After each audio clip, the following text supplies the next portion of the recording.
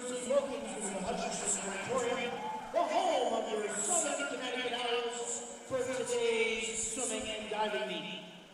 As always, the annual event promotes good sportsmanship by student athletes, coaches, and spectators.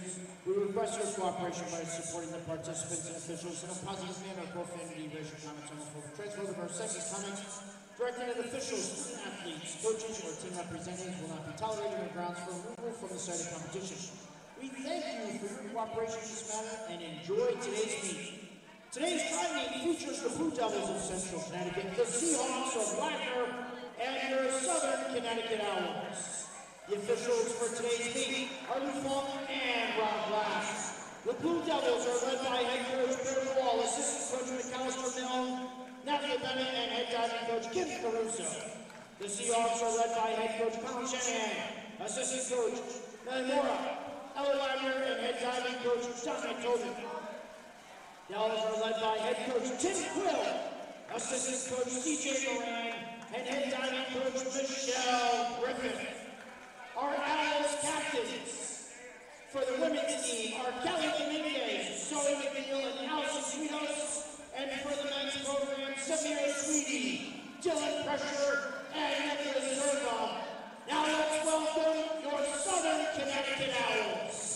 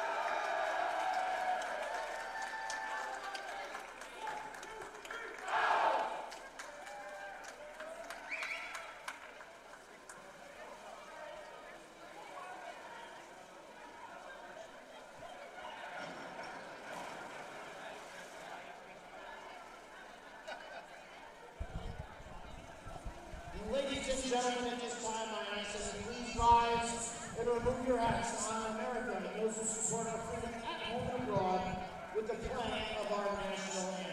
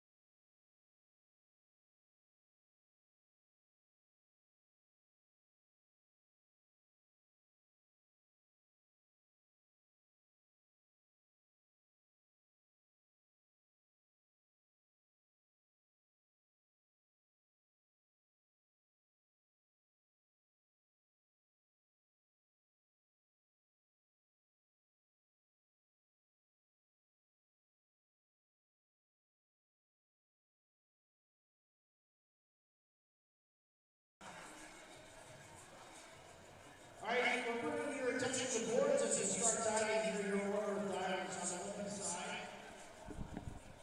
With the 1 meter, going Lakshmi, Caitlin, Rachel, Adriana, Lexi, Jewel on the men's side, Elliot, Cole,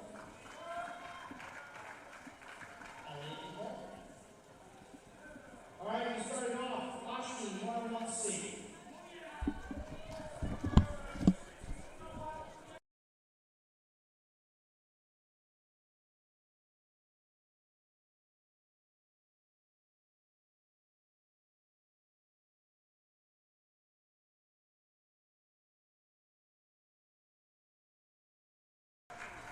Scores 6, 5.5, 5.5.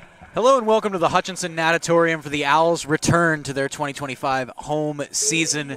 Hello and thank you to everyone watching on the SCSU Owls YouTube channel. My name is Ben Martin. What you just caught was Lakshmi Garofalo lead off the Owls' day on the women's 1 meter diving. I believe a couple of fives in there on the scoreboard as the Blue Devils of Central Connecticut come in and start us off. Scores of 5.5, 5, and 5, so a lot similar to what Garofalo got for Southern Connecticut. So you see these scores kind of balancing out in the first two divers as we're going to get another Central Connecticut diver up here. So we will see what she can do. She'll flip off the board, stick the landing, and we'll look to the scores. 3 sixes in the scoreboard, so far taking the lead is Central Connecticut here in the women's 1 meter diving. Is they're going to keep it going. A lot of Central Connecticut competitors today as it's Central Connecticut competing against Southern Connecticut and Wagner on the women's side. 2 6.5s as Central Connecticut as a team is taking a big lead here in that 1 meter diving. As here comes Lexi Dominguez. As something to note about this Southern Connecticut diving team is just their exponential growth since last season. As Dominguez sticks the landing on that one. We'll look to the scores. Couple of 4s for Dominguez, but since this is a Southern Connecticut broadcast, I'm going to continue to talk about our dive team as they continue through here. But Dominguez, Garofalo, 2 women competitors in the diving scene. 2 women competitors. First time we've seen that in a little while. As last year's team was pretty much the Elliott Speckard show. Sprinkle of senior Jonathan Tressel in there, who has since graduated. But this team is growing exponentially, and Elliott really serves as that kind of leader of this squad. As the men are going to step up on 3 meter now, and leading it off is their leader, Elliott Speckard. You hear the crowd getting a little excited there. Nick Zerva down there on the bench down outside the pool as he's one of the captains this year. Speckard spins and sticks the landing. We're going to look at the scores. 6.5 from his coach, Michelle Griffiths. So you see Michelle giving him a little bit of the benefit of the doubt there, as this is Cole Millark, as we'll see him now for Southern Connecticut. One of the new acquisitions on that diving squad. As I mentioned, it was Elliott Speckard and Jonathan Tressel last year. This team is now up to 4 divers today, so that's double what they had last year.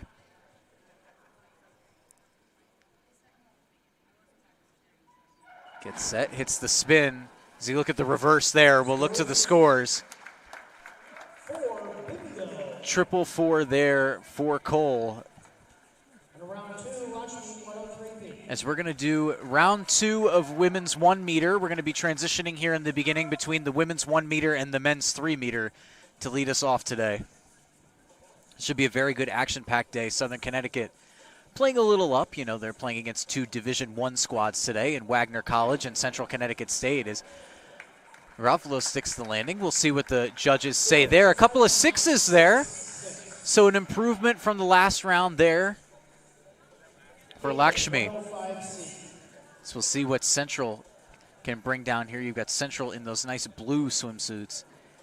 The little light blue, you got Southern Connecticut in the dark blue, so see how to differentiate those 2 apart. Is a 6 and 2, 6, 3, 6.5s. I should wait until the score fully comes in, folks. It looks like Central has taken an early lead here in diving in this women's 1 meter, but Southern Connecticut, see if they can come back. Couple hops up, flips, sticks the landing. We're going to look to the scores. 2 5.5s and a 6. 6, 5.5, 5.5. Adriana, 301B.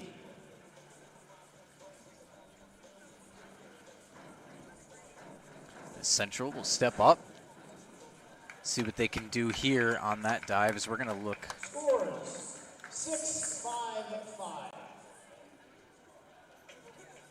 Lexi, 201A.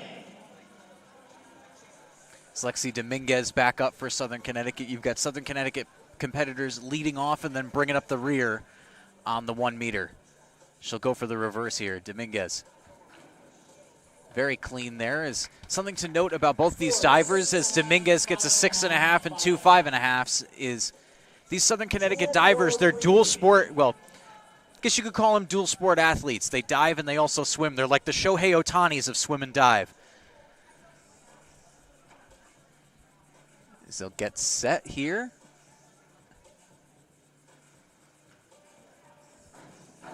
Stick the landing. We'll look to the judges for the score. 3 6.5s. A lot of 6.5s on the side of Central Connecticut today as we're going to get Speckard up on 3 meter again as Speckard, a 3-time state competitor, a state finalist, and a conference champion back in his hometown of St. Louis, Missouri. Helped his team to a conference championship. He also played volleyball and water polo in high school. So a kid who's got a lot of bounce. As he sticks that landing, we'll look to the judges for a score. Scores, 5, 4.5, 5.5. She got 5.5 from SCSU diving head coach Michelle Griffiths. So you see that she's kind of Michelle Griffiths, sorry, not Griffiths. You see that she can see that she is giving Elliott the benefit of the doubt on a lot of these scores. As He's going to go over and talk to Coach right now between dives. As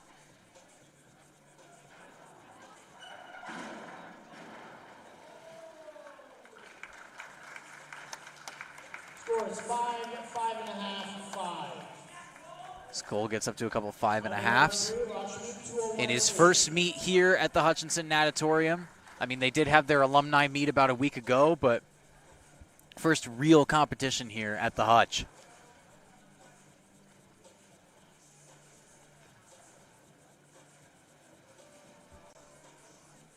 So we'll see what Garofalo can do. She'll set up here on her third dive on the 1 meter board. Tucks the legs in, flicks back out, sticks the landing. We're going to look to the scores, 2 5.5s and a 5.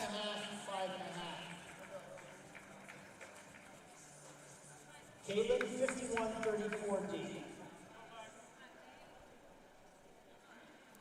So see if Central can continue their dominance here on this 1 meter board. Start very far in on the board. You notice that dive that's a nice twist. We're going to look to the scores. I think we're going to see somewhere in the 6 range, but it's straight 5.5s with 1 5.5 in the middle. Rachel, 105C. Shows what I know about scoring diving, folks.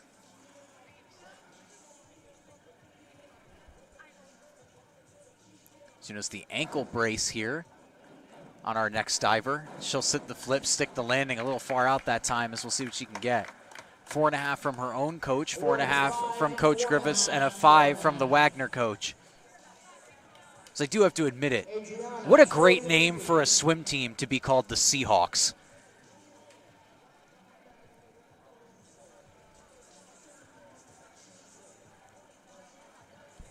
Back, flip, in. We'll look for the scores. 6, 2 5.5s. So we're going to get Lexi Dominguez back up. Her sister Callie Dominguez also on this women's swim team. It's a lot of sibling pairs for the swimmers this year. Callie Dominguez, a senior, Lexi, a freshman, both out of West Hartford, Connecticut. They also have an older brother, Kobe Dominguez, who competed on this team, graduated last year, and is now coaching. Not for Southern Connecticut, but as it's a 4, 4.5, and a 4 for Lexi Dominguez. As sibling pairs are big for this squad. You've got the Dominguezes, the Kennedys, the Ronies, and the Pitchells. That's 4 different sibling combinations on the swim and dive squad. And if you want to learn more about sibling combinations and how that plays into the swim and dive season, look out at the end of the semester for the Student Magazine. As a good friend of mine, J. Mai Vasquez, is writing a story about the sibling swimmer pairs. He did a sit-down interview with the Kennedys that turned out incredibly interesting. So tune in for that video and magazine article later on in the semester as Elliot Speckard will step back up on 3 meter. He's going to go for the reverse this time.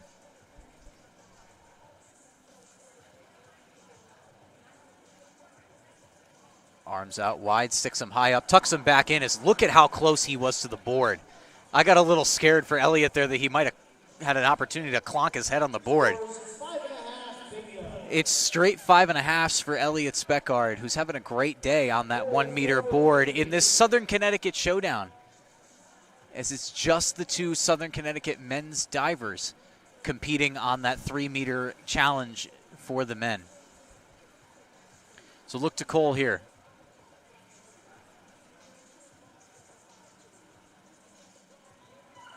Lark gets set, delivers.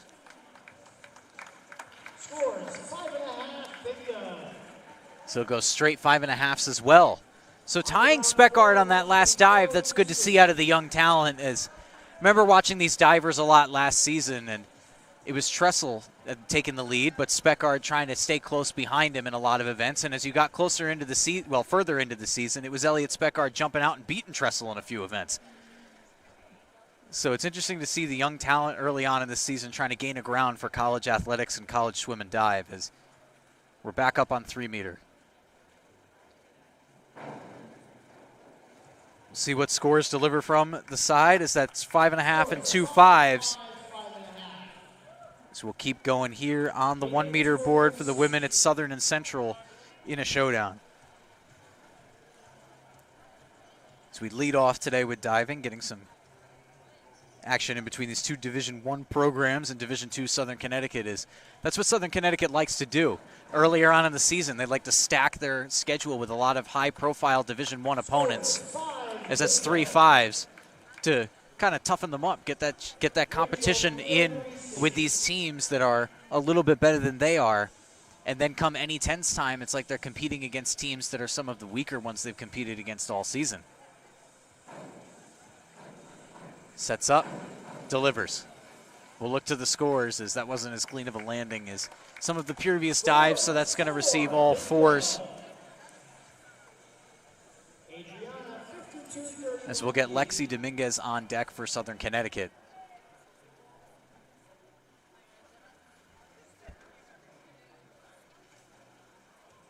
Sets up, spins, lands. Is one of the things I always appreciate about diving in particular is how the coaches step in and become the judges.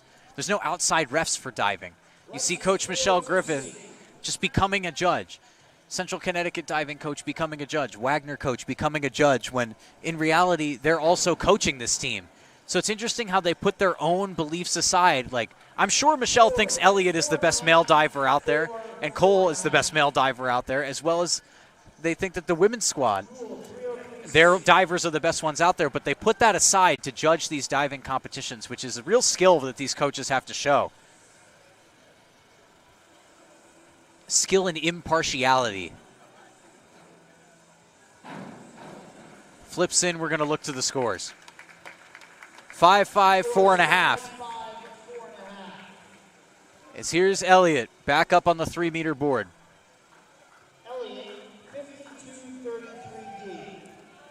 Coming in for the 52-33D here from Speckard. You notice before the last 2 dives, Speckard's just slammed his towel into the pool.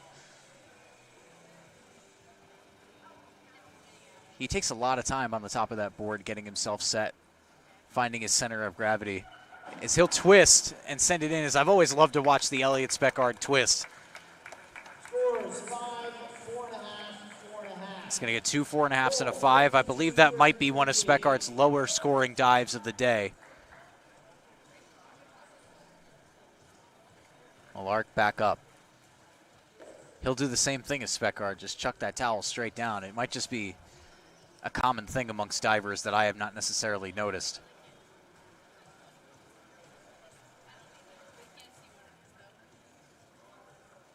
Sets up, twists in, lands. We're going to look to the scores. Scores 4, bingo. Triple 4, Cole Malark. On to round 5, Washington 302C. Round 5 here.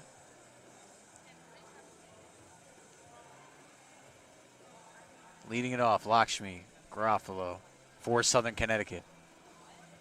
Round number 5. We will see what she can do here. Over to the end of the board. Tucks the legs in, tries to stick the landing there, and we're going to look to the scores. Scores 4.5, 4, and a 5. With Michelle Griffith showing the middle score out of the 3. Central Connecticut coach is showing Lakshmi a little love with the 5.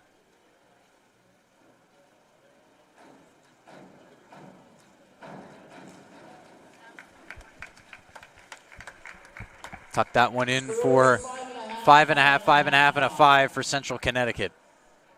Rachel Priestley. One thing you also notice about diving is that you can hear faint music in the background the entire time. That wouldn't fly as a swim event was happening.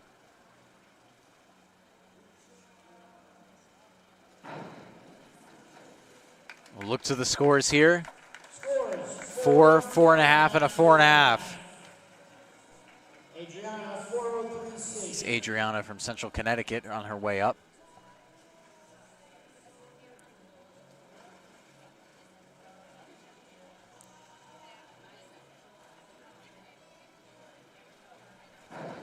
She'll stick the landing there. We're going to look to the scores from the side. 6, 5, 5. Lexi 401C. As Lexi Dominguez back up. attempting the 401C here.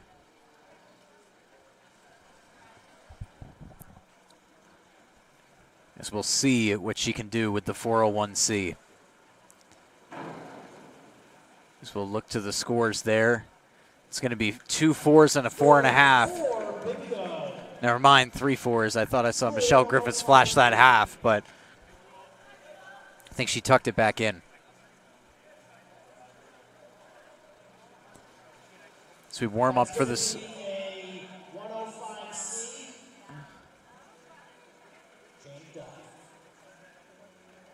So we warm up here for the swim events. It looks like we'll start off with the women's 200 medley and swim just after diving concludes. As we'll see if they decide to switch boards or if they decide to bring diving back later. I'm not going to lie to you, folks. I don't know the full schedule for today. 2 6s and a 6.5 as we're back to men's 3-meter. Elliot Speckard, see what he can do here. As I talked about Jonathan Tressel earlier, he pulls up into the stands today, donning a bright yellow polo. Gotta love the fashion statement. But Speckard back up, off the end of the board. He'll twist, and we'll look to the scores. 4.5, 4, and 4 for Elliot. As Cole will come back up here for another dive. Different approach than Elliott this time, forward facing, not backward. He'll send it in, and 3 4s.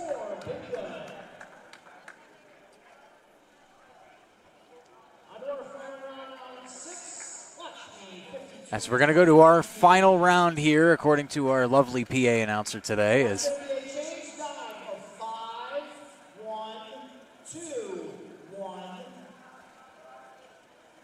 he's going to change the dive up here. A little bit of an audible from the sideline from Lakshmi and head coach Michelle Griffith.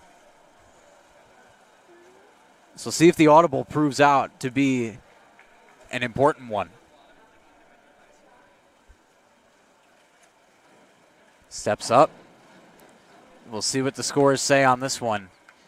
2 4.5s and a 4.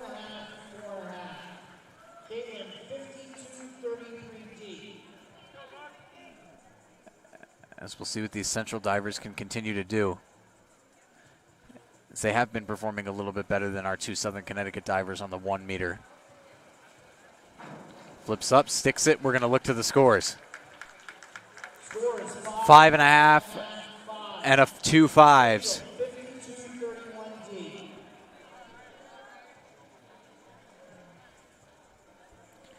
So here we are, 52-31D.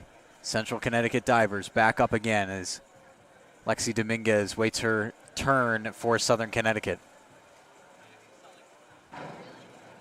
We'll look to the scores here. 2 5.5s and a 6. As Central Connecticut proves to continue dominating on the 1 meter board. So although Southern Connecticut playing against multiple Division I schools today, the ride for Central not as far as a lot of other opponents. You have to travel further to almost every single Northeast 10 school that Southern competes with in the conference tournament than you would have to travel from here to Central.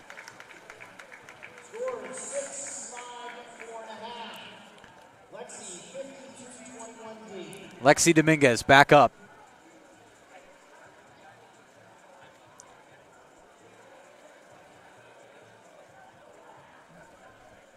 She'll set up for yet another dive. Gets set, sticks the landing. We're going to look to the scores. 2 5s and a 4.5. As I talked about that impartiality that your diving judges have to show, those diving coaches. And you saw Michelle Griffith give Lexi the lowest score there out of any of the 3 judges. Just shows the integrity of the sport of diving.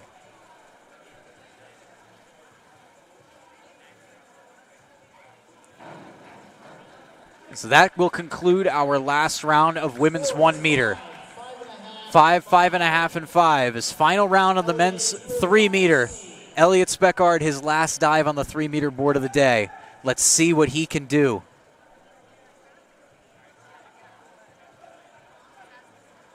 As he's going for a reverse this time. Chucks his towel into the water. Part of this pre-dive routine that these divers have down so well. As he'll get set up. And we'll see what he does there. A bit of a back flop there for Speckard. As it's a 4.5 and 2 4s. As if he straightened out that landing a bit more, there would have been a couple more points. But 105B here for our final Southern Connecticut diver, Cole Malark. Steps up to the end of the board, gets set, flips, and sticks the landing. We're going to look to the scores. 2 5.5s and a 5. Scores 5, 5.5, 5.5. That concludes our first round of diving. As that will conclude our first round of diving here from the Hutchinson Natatorium. I'm going to take a quick break before we set up for swim. We'll be back in a few seconds when we are underway.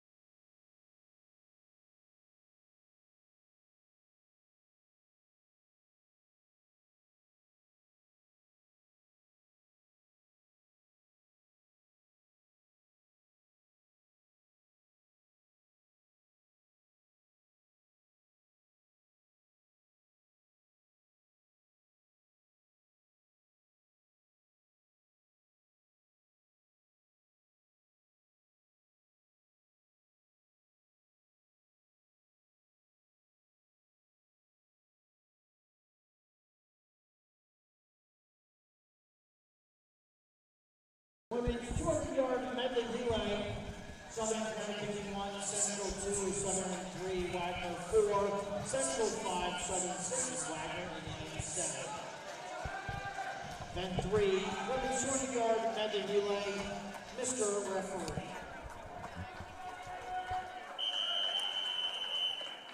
So we're going to kick off our swim events for today. Women's 200-yard medley relay. So you've got Southern Connecticut in lanes 1, 3.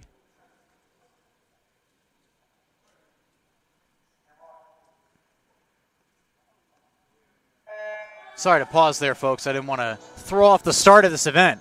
Southern Connecticut in lanes 1, 3, and 6. It looks like here we'll start out with the backstroke. Lane 1 seems to be a younger lane of swimmers.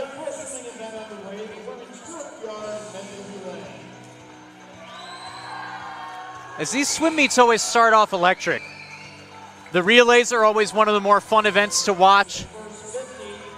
As it looks like Central is in the lead through that first 50. As now they're going to go to the breaststroke in this medley relay. It's all about changing up your people.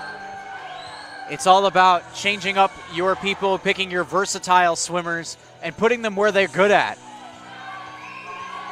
As it looks like you got Central spreading out against Southern Connecticut in these first few lanes. Wagner also out there filling in the gaps. You look at Wagner all the way in lane 7 as they'll get underway. Central in a commanding lead, though. It looks like it's going to be lanes 4 and 5 that are tightening up here, folks. Hitting into the turn. Look at how much ground they can cover off the turn. At lanes 4 and 5, it's Wagner and Central Connecticut neck and neck for the lead. As I do want to mention another time today, Southern Connecticut playing 2 Division I schools. It's what they do at the beginning of the season, though, as this freestyle leg comes up. As we look at Southern to try to claw this back. You've got lane 4 and 5, like I said, tight race. Wagner takes a tiny bit of a lead, but it is really neck and neck. It's going to come down to this final leg. And they bring it in. Wagner taking the 1, Central Connecticut taking the 2, 148.49 for Wagner. CCSU in second, 149.64. And in third, CCSU as well at 152.30. SCSU rounds out the top 4 places, though, in number 4 at 152.85. Nice job for Southern Connecticut to get some points on the board against these 2 tough competitions.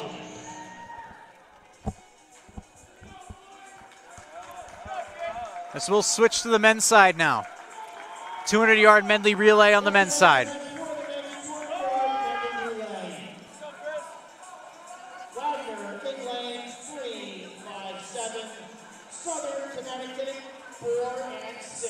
There's one thing you will notice about today. Central Connecticut is just a women's team. So for the men, it is just Wagner for them to focus on.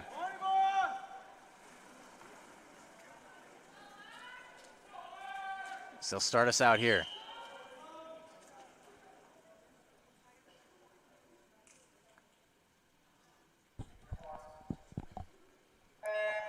So we'll get started here. SCSU versus Wagner in this one.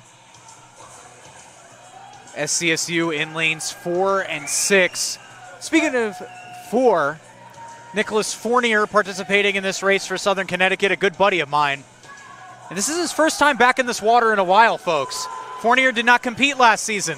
It must be a nice, rewarding feeling for him to get back in the water after an off-season of training. They'll jump back into the water here, and it looks like the Wagner College Seahawks are in a major lead here in lane 5. As you look at lane 5, that is a fairly big lead here for Wagner as they continue to build on that lead.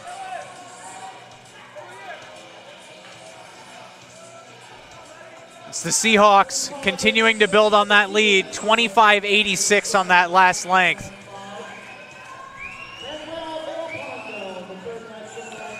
As SCSU will hit the turn in lane 3.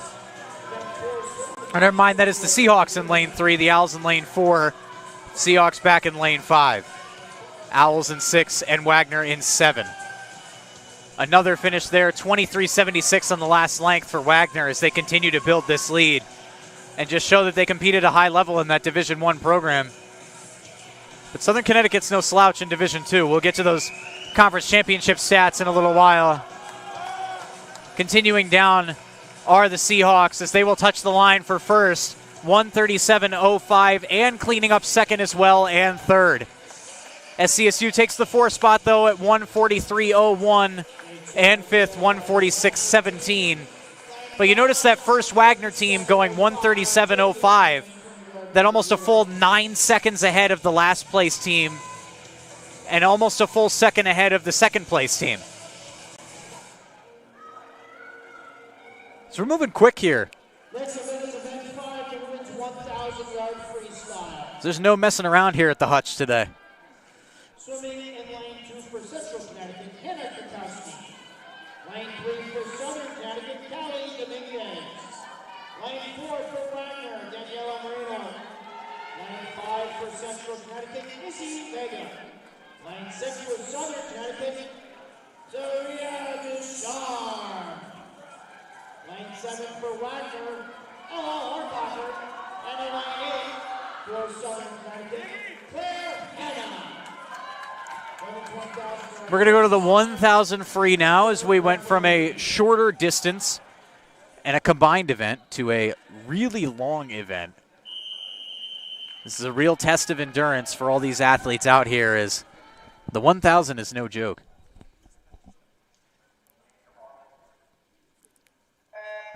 They'll get back into the water here. You'll see Southern Connecticut in lanes 3, 6, and 8. As we talked about earlier on, too, Lexi Dominguez back in the water. I talked about the women's divers as kind of a dual threat athlete, a bit of a Shohei Ohtani of the swim world. And that's what Lexi Dominguez is. And it's not just this. It is a long event, too, along with diving. You good? A long event for diving, too. Dominguez crosses the line in 29.84 in her first length. So I'm going to take this time to talk a little bit about the women's team as a whole, as this is a women's event. They've started off their season 0-1, lost 71-164 at Westchester, but they placed second out of 5 against the Fairfield Invitational with multiple Division I teams. So they're showing that they can compete against these Division I squads. In the Fairfield Invitational, they scored a total of 403 points. And these long freestyle races were something that they did well at. Paula Castillo placed third in the 800-meter free at 9:53.73. So you notice those freestyle events were a huge success for Southern Connecticut in the Fairfield Invitational. We'll see if they can build on that today as they continue to swim these lengths. Let's get you a leader here, folks. I know you're probably watching and seeing who is really in the lead. It's Wagner in lane 7. That is Hornbacher in lane 7. She'll hit the turn. Hornbacher continues that lead, but you notice all these swimmers really trying to save it toward that push for the end. Not a strong lead for anybody yet, as Hornbacher, you can tell, has got a little bit of it, but no one's decisively taking command of this race. It's fun, something fun to watch. As all these competitors for Southern Connecticut in this race are all on the fairly young side as well. Lexi Dominguez, a freshman.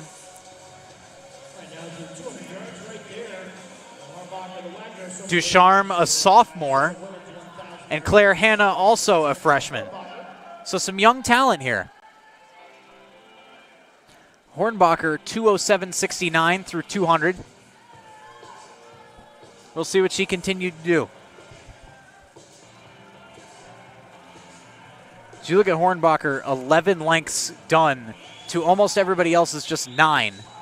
But you look at those two Wagner swimmers, 11 through 11 now.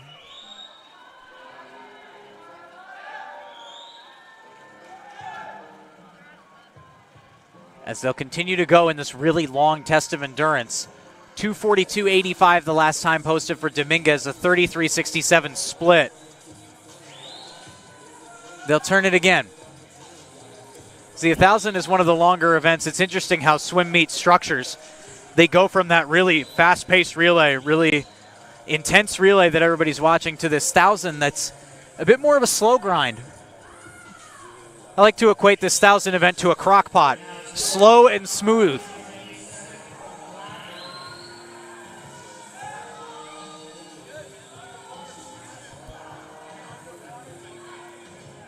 Turning in that lane for Southern Connecticut in lane 3, it's Dominguez. As we'll get you some more splits as they come through another line.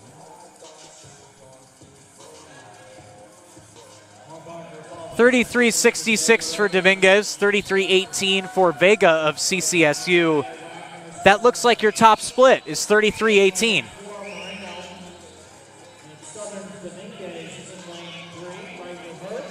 As you look at Vega continuing to speed it up for Central Connecticut. 34-13 for Claire Hanna. That's a nice split. As you look at lanes 3 and 4 are very close. Dominguez and Moreno. Dominguez of SCSU, Moreno of Wagner. Fairly even pace, 33-12 for Vega. That looks like the fastest split on the board. Hornbacher in 34.10. You can tell she's starting to slow down just a tiny bit.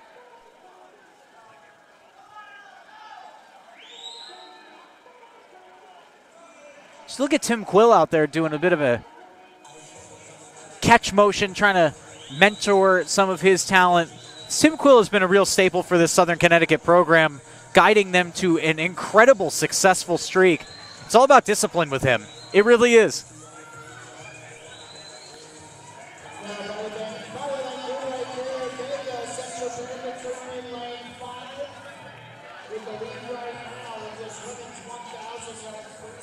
As in the lead, it is Claire Vega of lane 5 for Central Connecticut.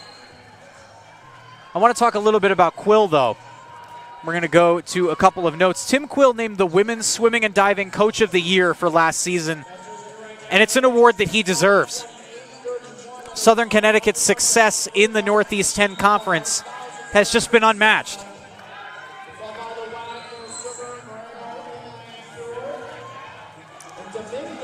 The women put up 1,081 points, which was their second year in a row over 1K points in the Northeast 10 Championship last year.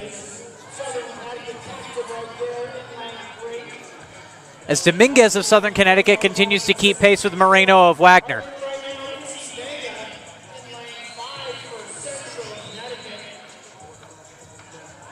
Lane 5 with the lead, it's Izzy Vega.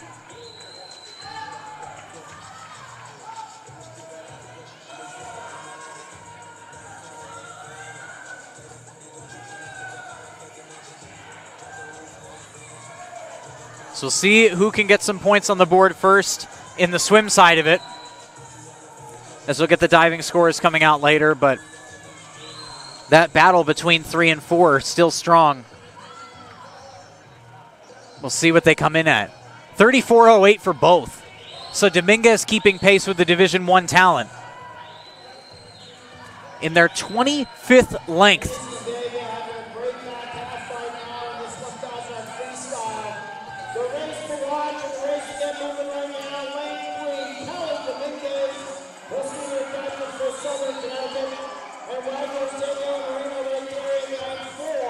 As 3 and 4, Dominguez and Moreno, it continues to be the race to watch.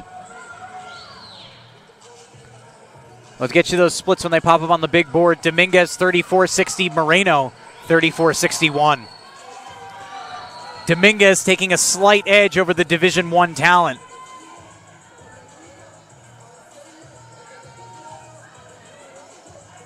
So our PA announcer called Lexi Dominguez at the beginning and Callie now. But the Dominguezes are a great swimming family, so it doesn't matter which one is competing. Continuing through, 3 and 4, neck and neck. Another turn. 34.15 to 34.35. Dominguez considerably slowing down in lane 3. But in lane 5, it is the Vega show.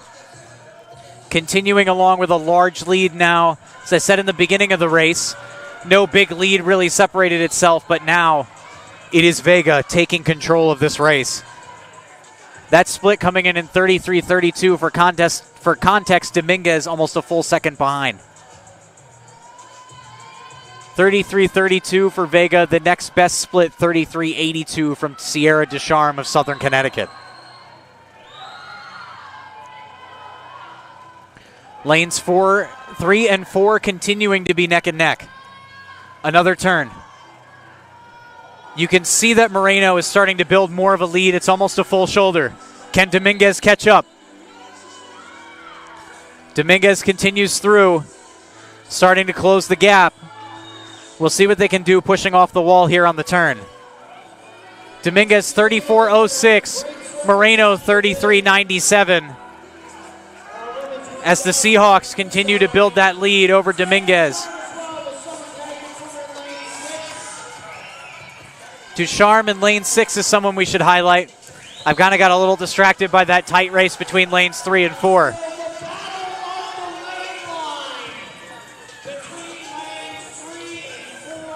Three and 4 continuing to go. Dominguez, Moreno, neck and neck still.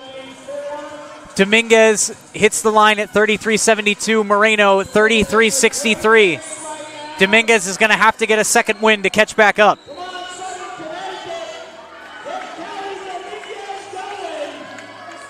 Callie Dominguez flips the turn.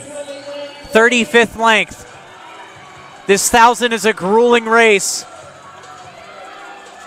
but Moreno continuing to build a lead. But Vega finishing in 33 flat on that last leg. Ducharme 33.2. Continuing to be neck and neck between 3 and 4. 34.01 for Dominguez, 33.99 for Moreno. That difference is hard to see visually, folks. As the bell's going to ring there, as they'll continue to go at it. We'll get you these times in just a second as they hit the wall. Continuing, and there it goes. 33.67 to 33.57. Moreno is starting to build a little bit more of a lead. She's got almost half a body length on Dominguez. Vega continues through in lane 5. And she'll hit the wall for first in 10:57.06. Vega gaining the highest point total there for Central Connecticut. But finishing in second, it is Sierra Ducharme, topping some Division I talent as Moreno edges out Dominguez for third, and Dominguez cleans it up in fourth. So the Southern Connecticut women proving that they can stand tall against a Division I opponent. Claire Hanna finishes up in 7th for Southern Connecticut. As I'm going to take a quick break before the men's 1,000. We'll be back just after the break.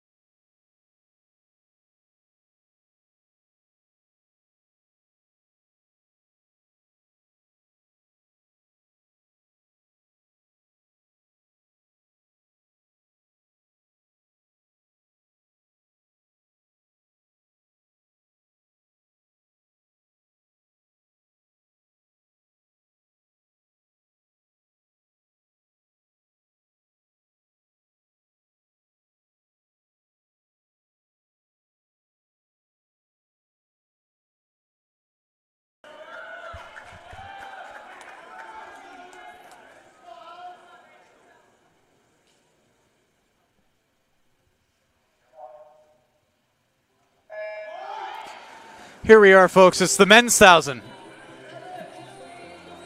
Southern Connecticut competitors in lanes 2, 4, 6, and 8, looking like we appreciate the Owls out here. It's going to be Aiden Kennedy in 2, Richie Hall in 4, Alex Earns in lane 6, and James Custer in lane 8. Young talent and Aiden Kennedy out here. 25.77, the first person across the line. That is Shumich for Wagner in lane 3. As I mentioned, the women's team, Central only sporting a women's team. So today for the men, it is SCSU versus Wagner. As they'll continue across the line here, Kennedy in lane 2 trailing a little bit. As with the lead, it is still Shumich in lane 3, Kennedy in lane 2 behind him though. But keeping relative pace with him there in lane 5 is Ochoa from Wagner. So it's the two Wagner swimmers out to the lead here. Surprised we don't see Dylan Pressure in this event. This is where this kid is just an animal. Dylan Pressure placed third in the 1,000 with a time of 10:16.92 at Westchester. One of my favorite quotes from one of my favorite past swimmers was Connor Skarzinski, who was a captain of this team a couple of years ago. He said to me about Dylan, he just doesn't get tired. And I just love hearing that. It's just kind of obvious, but you'd think about it as someone in the 1,000. That's such a real benefit. So you see him on the sideline there in his warm-up and shorts. I'm surprised he's not competing. Maybe we'll see him in another distance event later on. Do get to watch Kennedy, Hall, Ahrens, and Custer, though. Little background on men's swim in this 1,000. Men's swim won their 4th straight Northeast 10 Conference Championship last year. 17th all-time dating back to 2003, and it was a close battle for the men. Southern Connecticut finished at 912 total points, and Adelphi was just right on their tail at 878. 34 medals for the men, including 7 individual champions. 14th year since 2003 that Southern Connecticut has swept NE10s, winning on both the men's and women's side. And what did the Owls win in? They won in a distance-free event, the 1650 free. That was one of the events that they won. So distance-free is big for this Southern Connecticut squad. Although they lost someone who competed in distance-free for them. That was McAllister Milne, who you'll see walking on the side today coaching for Central. Must be an interesting feeling to come back to the place that you competed in for 4 years as a coach for an opposing team. But back to the action here. Lane 5. Wagner in the lead.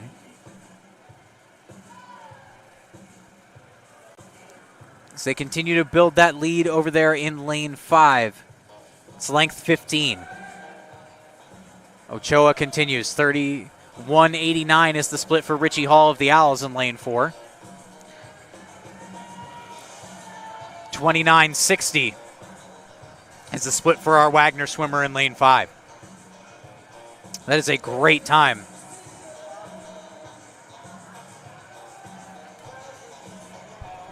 Kennedy in 31.40 for Southern Connecticut. Hall in 31.89 for Southern Connecticut. Ahrens 32.45. As for Alex Ahrens, this is his first time competing at the Hutchinson Natatorium this season and in his Owls career as he is a freshman to fill those senior gaps.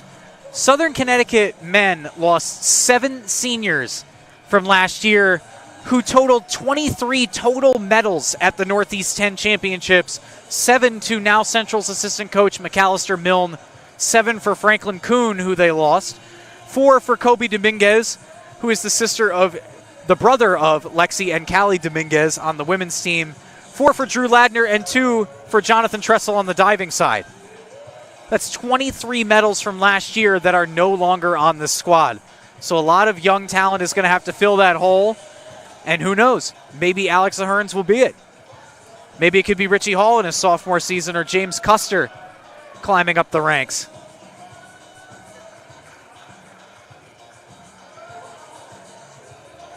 Is Custer a sophomore as well as Richie Hall? So a lot of young talent in this race, as I mentioned at the top of it. Continuing along, our Wagner swimmer in lane 5, 30.13 was his last split.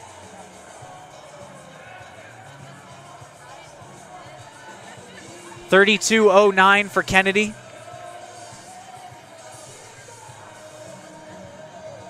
It's continuing along in lane 5. It is the Seahawks continuing to dominate. 32.03 for Hall on his last length. 30.43 for Ochoa. 32.71 for the young Alex Ahrens. 34.02 for Custer all the way out there in lane 8, kind of on his own island.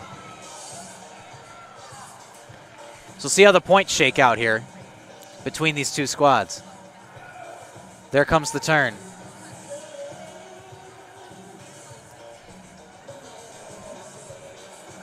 So we're going to look to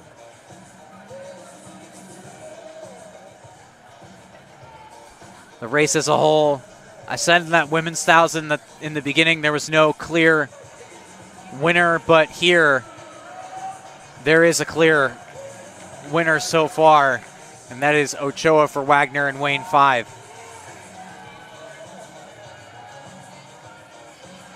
So it must be nice to bring just a women's team to these events because the Central Connecticut coaching staff now has a bit of a break. They see them all chatting down by the pool, just watching the team compete. I'm sure Milton's got a little stake in it with Southern Connecticut here, but they're all just kind of standing there chilling, watching the races. They don't have much stake in it.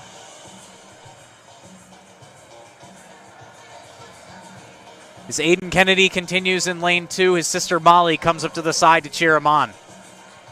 Kennedy 33.03 on his last split, but the Wagner swimmers showing that they're doing a little bit better than that.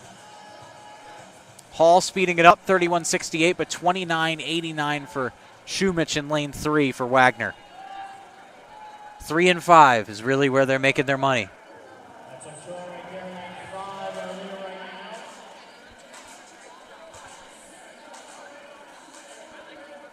Lane 3 and 5 are in the lead. It is the Wagner swimmers. Showing a little bit more than these guys. 30.34.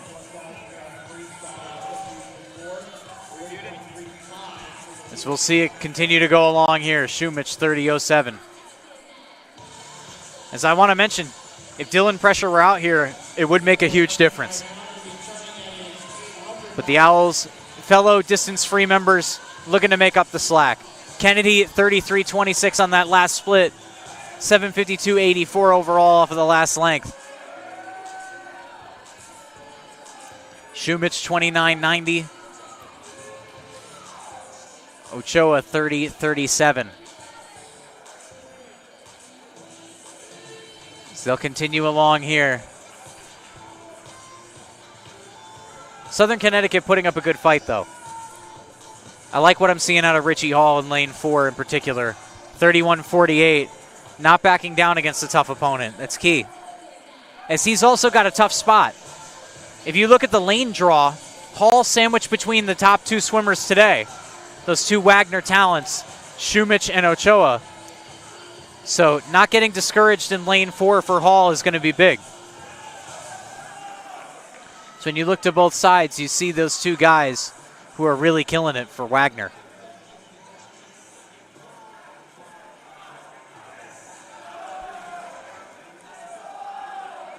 So look all the way out to lane 7 and 8. It looks like a bit more contested there between Swanholm and Custer.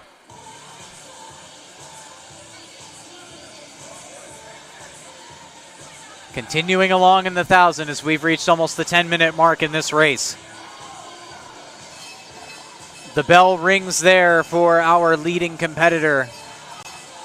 So we'll see what he can come in at.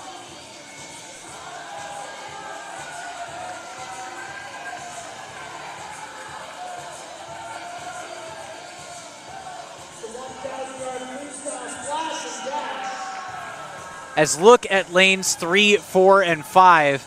Hall behind on a length, but all kind of neck and neck. As finishing it out, Shumich from Wagner and Ochoa getting first and second. As we'll see who comes in third here. So they'll continue to hit the flips as they really, those 2 Wagner swimmers really took a stark lead against the rest of the competition. 9:54.23 for our leader. 9:54.43 for second place. We'll see what third finishes in, but that is an impressive lead for those 2 swimmers in lanes 3 and 5. Wagner will round out third as well. Swanholm 10:25.85. And our first Owl will cross the board. It's Richie Hall in 10:27.95, rounding out the points in fourth. Hearns in 5, 10:33.68. Aiden Kennedy in 6th at 10:38.21. As Custer continues along in lane 8.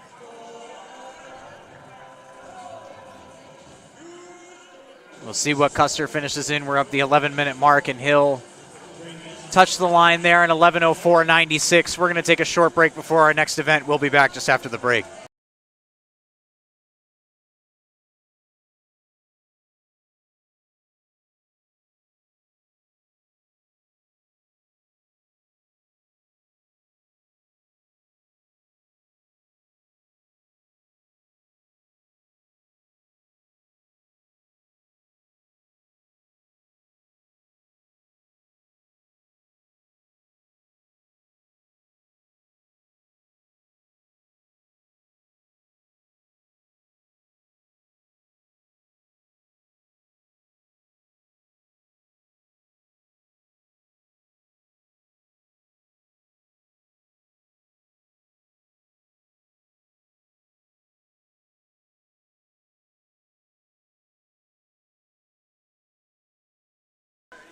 shorter event back here, women's 200 free. As you go from the 1,000 to the 200. Bunch of Wagner, well, one Wagner swimmer here in lane 4, that is Sterling. Ava Emmerich in lane 3, one of our younger competitors. Emily Denise in lane 6. So a lot of young talent in this race for Southern Connecticut in lanes 3 and 6. Central Connecticut in lanes 2 and 5. As they'll continue along. 27.01 for Young of Central Connecticut. 29.26 for Denise in lane 6. As I've got the divers up in the booth with me. Jonathan Tressel graduated last year, led this diving team as he's passed the baton to Elliot Speckard. Both chilling up here with me in the booth. That's one of the fun parts about swim is when guys aren't on their events, they can, you know, kind of come chill out anywhere. Young, 30-50, taking that lead in lane 2. As you notice, she's got a large lead there on Emmerich in lane 3. Is from getting to know this team, one of the things I personally enjoy about creating media content for this team is Ava Emmerich is always up to participate in any idea. The last media content we did, one line, make 200. Ava Emmerich was our person to solve it. Did take her a couple of hints, but that didn't show up in the video, so it's like it never happened. 30.95, Young continues to dominate. 149 for Young, continuing to lead. As she'll come for the line there and touch the line at 159.35. And it looks like Southern Connecticut will take home second. That is Ava Emmerich in 205.22 and Emily Denise in third, 207.45. Two young freshmen from Southern Connecticut proving to keep pace with a couple of Division I programs.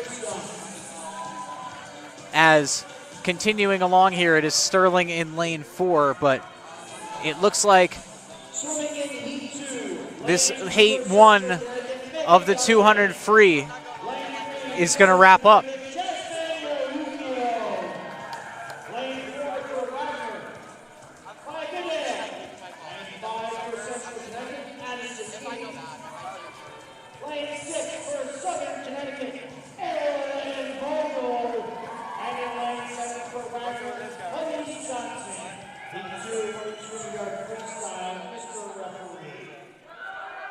Here we are, heat 2. Bit of the, we'll wait for the race to start to continue. Here we are back, heat 2, bit of the older, more experienced competition. Aricchio in lane 3, that's Jasmine Aricchio for Southern Connecticut. Erilyn Vogel in lane 6. This race filled with Wagner and CCSU talent, but we're going to watch lanes 3 and 6 more evidently here.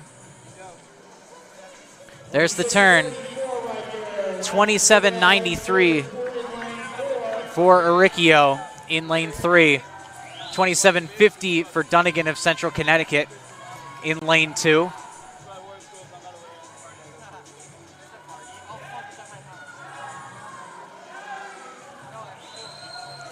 Continuing along here, lane 3, Aricchio continues. She had some success in the Fairfield Invitational, helping out Southern Connecticut to that 2nd and 5. Aricchio 30.60, Dunnigan 29.89, 29.40 Kenny in lane 5. So lane 5 jumping out to be your leader. Kenny in lane 5. Along with lane 4, that is Goodale, Erilyn Vogel in lane 6 for Southern Connecticut.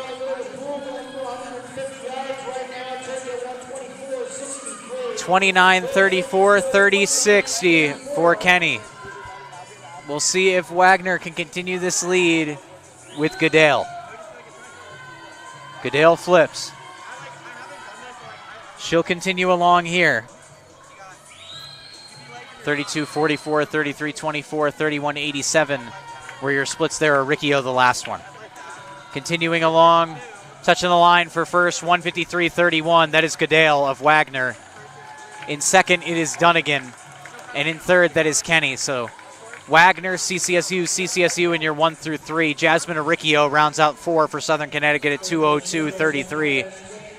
And Erilyn Vogel right behind her, 2:04.73. I'm going to take a quick break here. We'll be back at the next event.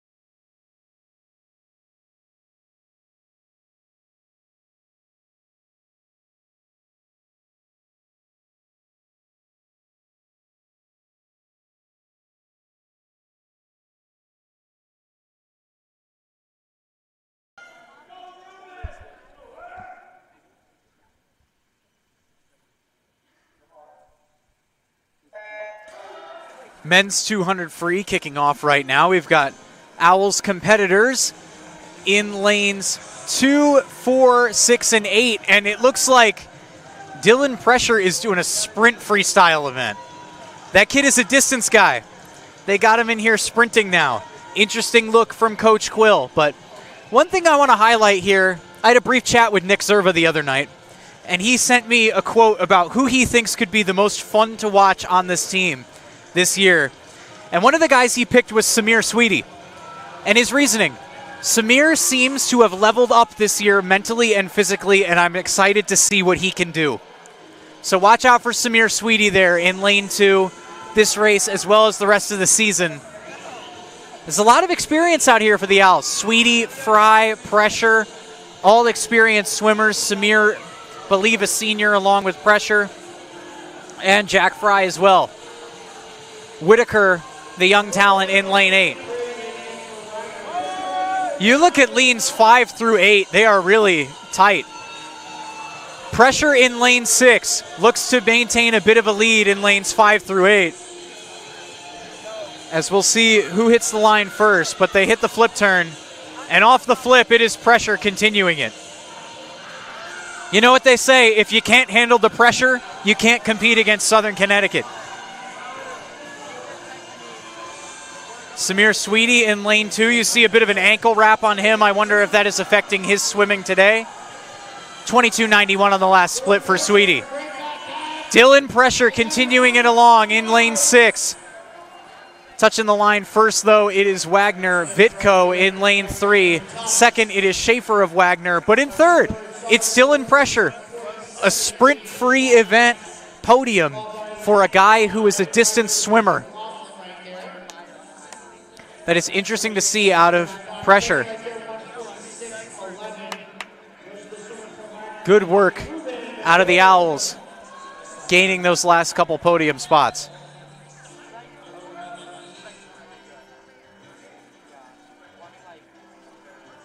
Next event, event 9, women's 100-yard backstroke. There'll be 2 heats. Thank you, gentlemen.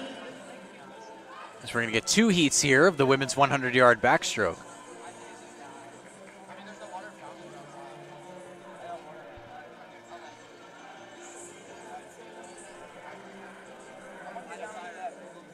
Again, this is event 9, women's 100-yard backstroke. There'll be 2 heats. This is heat 1, Mr. Referee. We'll get heat 1 here, and it looks like only 3 competitors in heat 1.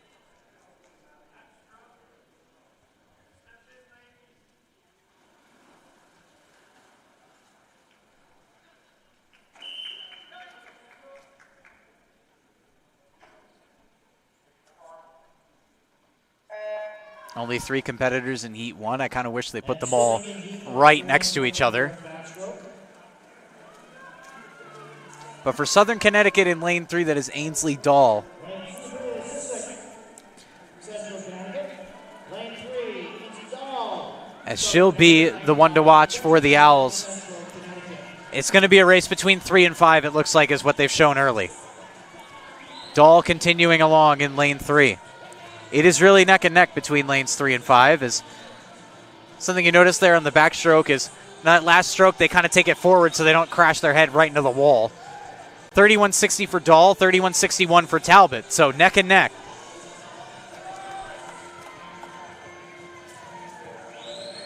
Dahl hits the flip.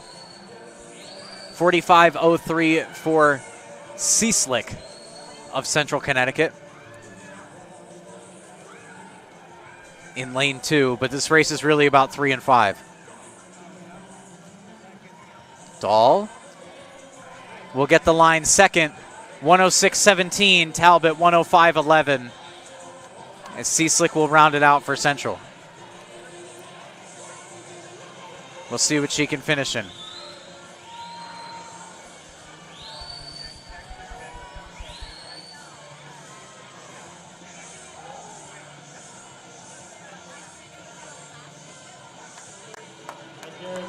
She'll finish that one in 132.22, but Ainsley Dahl gets the Owls some much-needed points.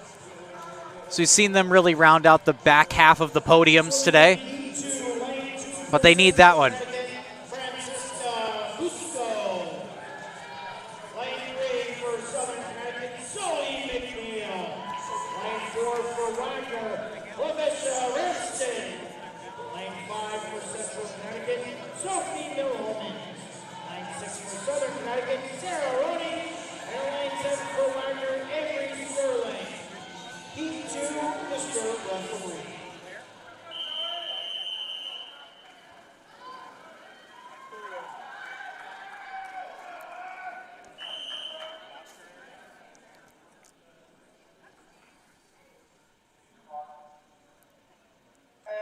Heat 2, women's 100-yard backstroke. Southern Connecticut competitors, lane 3, that is Zoe McNeil. Lane 6 is Sarah Roney. Only 2 Southern Connecticut competitors in this event, so it's going to be important for the 2 of them to perform well. Mentioned that sibling swimmer thing earlier on in the broadcast. Roney, one of those 4 sibling pairs with her brother Vincent.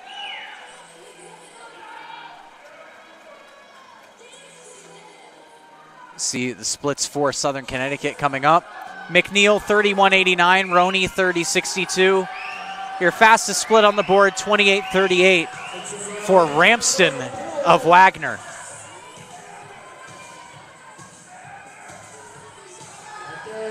As in the 100-yard backstroke, 4 and 5, Central and Wagner.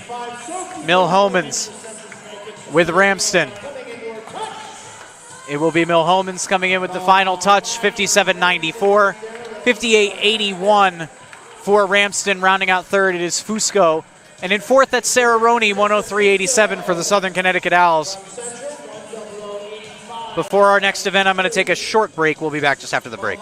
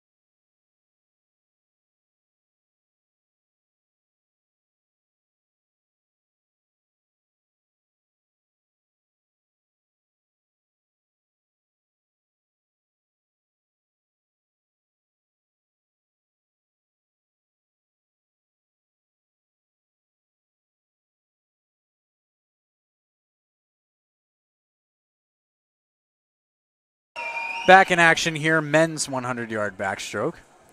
Owls competitors, Daniel Lazar in lane 4, Mason Durant in lane 2. And Kenny Legamo in lane 6. Another person that Zerva mentioned when I talked to him the other day was Mason Durant. Kenny Legamo out of Meriden, Connecticut. Good mention there. As continuing along here, Zerva mentioned Durant as another player to watch. So lane 2, a place to watch here in this race for Durant, as he looks nothing like his NBA counterpart, a much more buff version. Continuing along the line here, they'll hit the line. Carrillo of Wagner, 54.28. Second, another Wagner swimmer. And Wagner rounds out the top 3. In 4th, though, that is Durant, 56.03. So the takes that Nick Zerva has provided me with these swimmers to watch have not lived down. Sweetie performing well in his event, Mason Durant performing well in this event. So it's a lesson to learn today. If you need valuable swim information, go to Nick Zerva.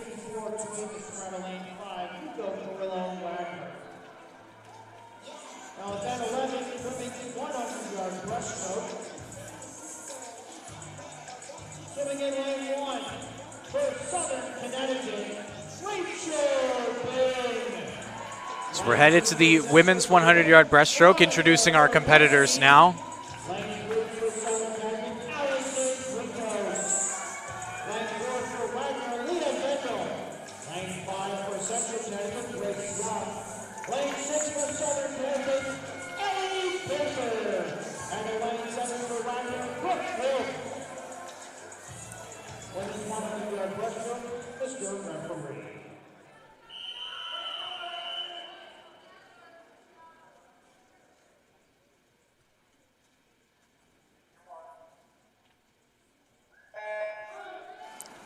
Back into the water here for the 100-yard breast, as it looks like our board up there not working as well as it could be. But everyone neck and neck here.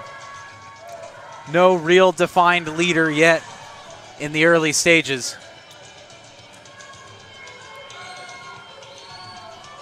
Yeah, everybody really neck and neck here. Lanes 1 and 2 a little bit behind the pack of 3 through 8.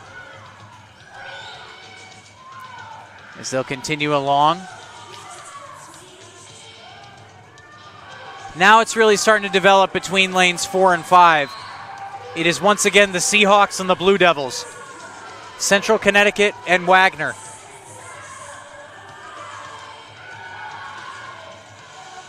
They'll flip now.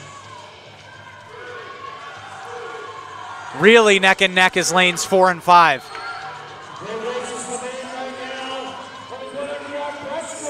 It is 4 and 5 here again. And Wagner will take first with CCSU in second there, filling out your top 2. 109.36 finishes third, the swimmer in lane 3, Alex Guptos of Southern Connecticut. Followed by the swimmer in lane 5 from Central Connecticut, Grace Young, 107.20, taking 106.96. The swimmer in lane 4 for Wagner. As we get the board back up here, that's going to be a huge help to me. Next event is event 12, the men's 100-yard breaststroke. So now we're into the men's 100-yard breaststroke. In lane 1, Ryan Zamora. Lane 3, Joel Neffy. Lane 5, Max Revelin. And in lane 7, Russell Movino. Swimming for Southern Connecticut in lane 2, Chris Janney. Lane 4, Sean Bailey.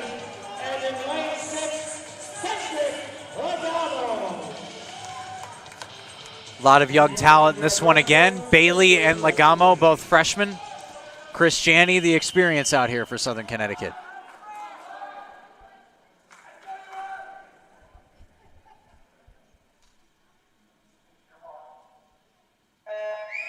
So we're not going to just have to start calling him Chris Janney. We're going to have to start calling him Athletic Communications' very own Chris Janney. Welcomed onto the student worker team a little while ago, is huge help to me so far in the early season, getting my job as the media contact for swim. So a huge shout out to Chris Janney helping me out of the pool with my job. as we are back underway here.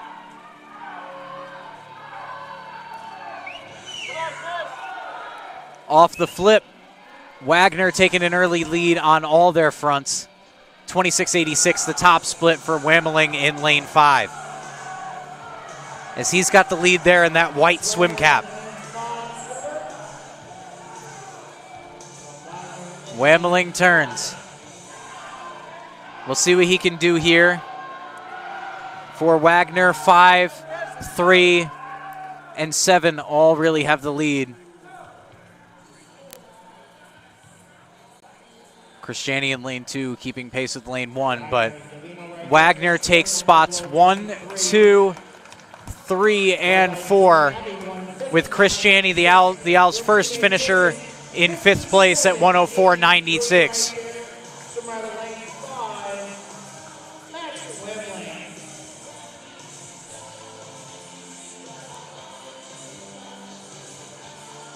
As a nice job by the Wagner Seahawks, cleaning up in that event, scoring all the points. Our next event is event 13, women's 200-yard butterfly, only 2 heats. This is heat 1, Mr. Referee.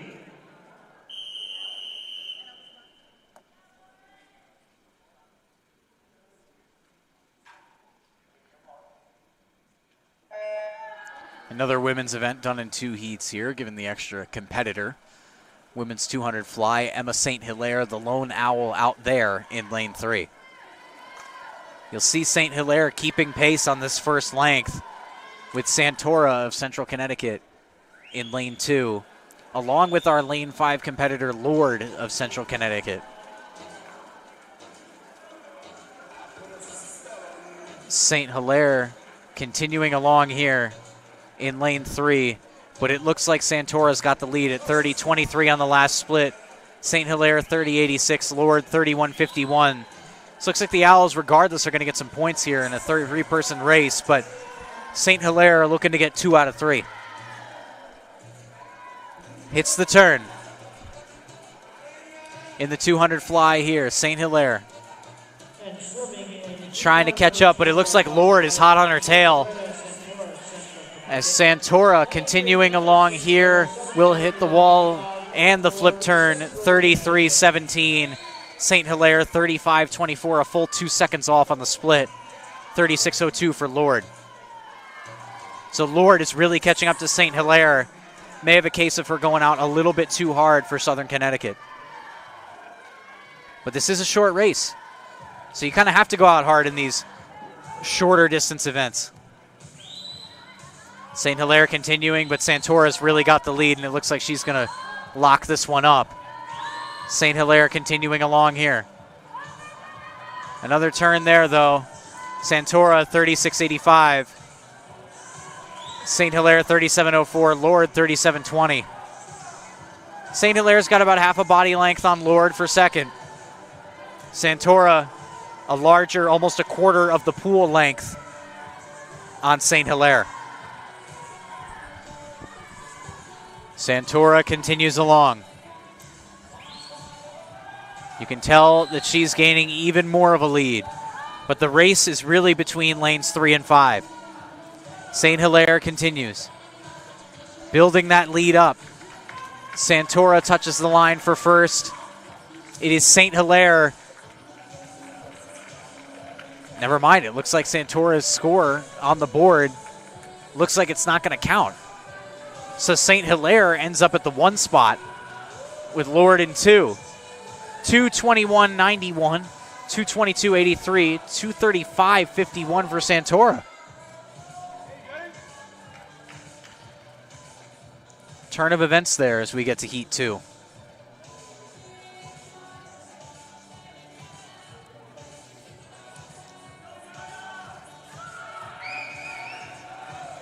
Let's see who we got in Heat 2 here. Swimming in Heat 2, lane 2 for Central Connecticut, Kyla Pearl. Lane 3 for Southern Connecticut, Paolo Castillo. Lane 4 for Wagner, Maya Savage. Lane 5 for Central Connecticut, Jelena Ralucha. Lane 6 for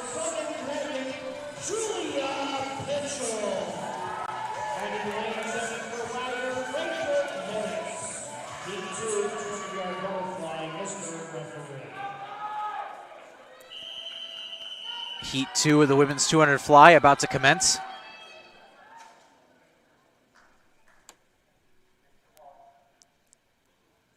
We are underway. Southern Connecticut competitors, Paola Castillo in lane 3, Julia Pitchell in lane 6. Pitchell, one of those sibling pairs that I've been highlighting all day. But let's talk about Paola Castillo. Castillo and Molly Kennedy last year, both named to any 10 all-conference team. Castillo also did some good things in that Fairfield Invitational. Castillo placed third in the 800-meter freestyle at 9:53.73, so we'll see how she can do in the fly here. It's Castillo in lane 3, keeping pace with her Central Connecticut counterpart, Burley in lane 2. Savran in lane 4 for Wagner, though, is stealing the show. Savran continuing along. She will touch the line and hit the flip turn in 31.07. The next split coming up. Wow, they all popped up at once, folks. That was a lot to comprehend, but Castillo, 33.99. Looks like she's in second out there in lane 3. Or at least the second fastest split, because you look at lanes 2, 3, 5, 6, 7, all kind of even. I guess you could say the slight edge would go to Castillo in 3, and then Pitchell in 6.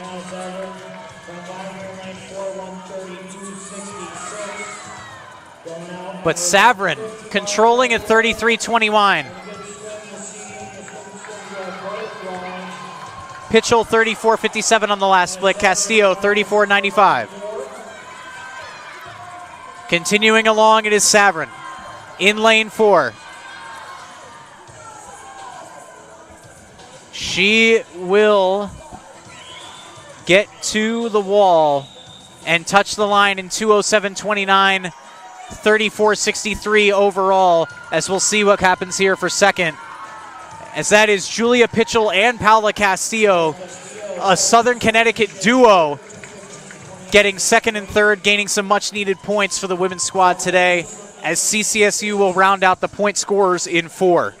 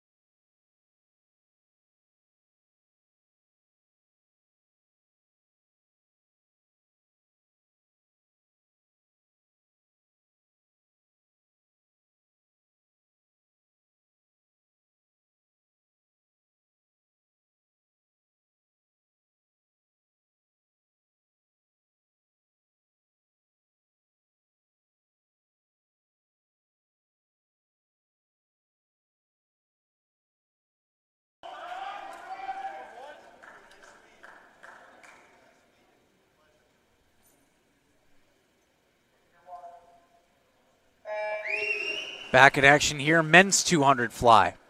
A lot of experience for Southern Connecticut here. Jacob Tanner, Lucas Quiroga, Zach Krantz, Aiden Kennedy, all upperclassmen in lanes 2, 4, 6, and 8. The thing I want to know most about the competitors in this race is how Jacob Tanner hides his luscious locks underneath the swim cap. That kid has got some great hair, and to be able to tuck it all under a swim cap is really impressive. But anyways, back to the action. 26.85 for Wagner in lane 5. Establishing an early lead are the Seahawks. This is only heat 1, though. Continuing along in the 200 fly.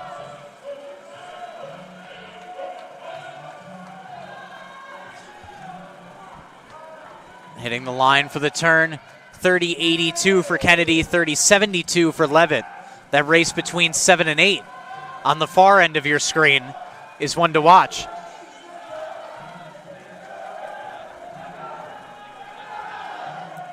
Continuing along here. Lanes 3 and 4 fairly close as well. Quiroga keeping pace. As we will see who touches the line first on this next one. For the turn, 31.68 for Quiroga, 31.27 for McLaughlin. For Wagner, 32.84 for Jacob Tanner, 30.95 for Villapando. Sorry if I butchered that. And Levitt, 31.49. So a lot of the Wagner swimmers again showing their success as a Division I program. It's 3 and 5 lane, 3rd and 5 lanes. McLaughlin and Villapando finishing 2:23 each, tying for first. In third, it was Levitt. In fourth, Lucas Quiroga from Southern Connecticut, as he'll round out the point scorers. Aiden Kennedy finishing in fifth, Jacob Tanner in sixth, Zach Cranston 7. It's interesting to see an actual tie in swim. They bring the time so far out to the millisecond that it's really interesting to see two swimmers that will tie. As we're going to get to a women's freestyle event here. Women's 50 free, it looks like. And the women's sprint freestyle around here, it is the Molly Kennedy show. So we'll see what happens here.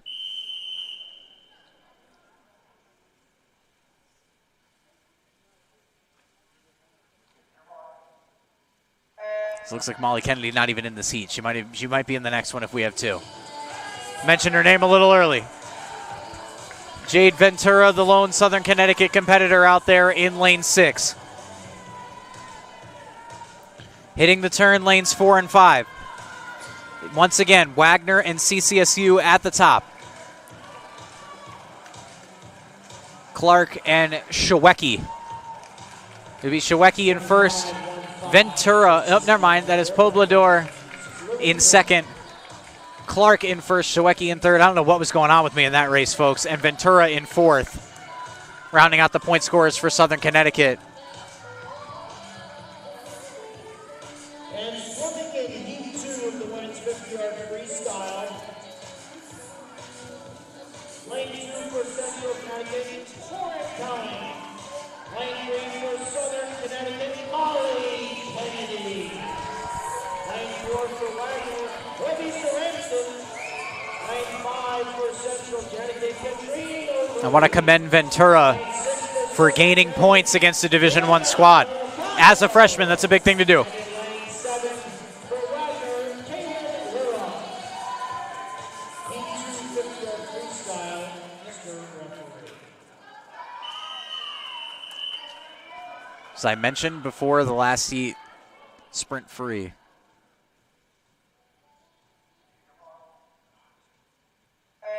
Sprint free is the Molly Kennedy show, and she's in the water there in lane 3. Electric talent to watch. Just look at Kennedy get off the line. Molly Kennedy hits the turn in lane 3, and she is keeping pace with this Division I talent. Kennedy, stroke for stroke, with lanes 2, 3, 4, and 5, as we'll see who hits the line first. It looks like it might even be her. Finishing in the one spot, that is O'Leary. Second is Ramston. Third, Molly Kennedy, 24.61.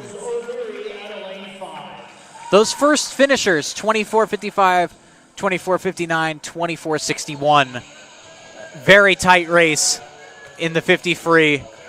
Kennedy finishing in third. I want to highlight some achievements for Molly Kennedy across her career. Once we introduce and finish this race out.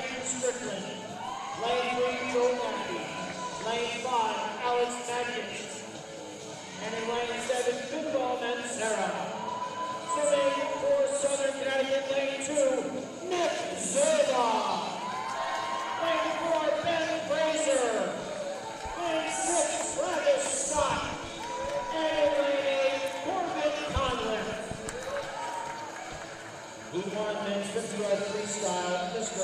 referee.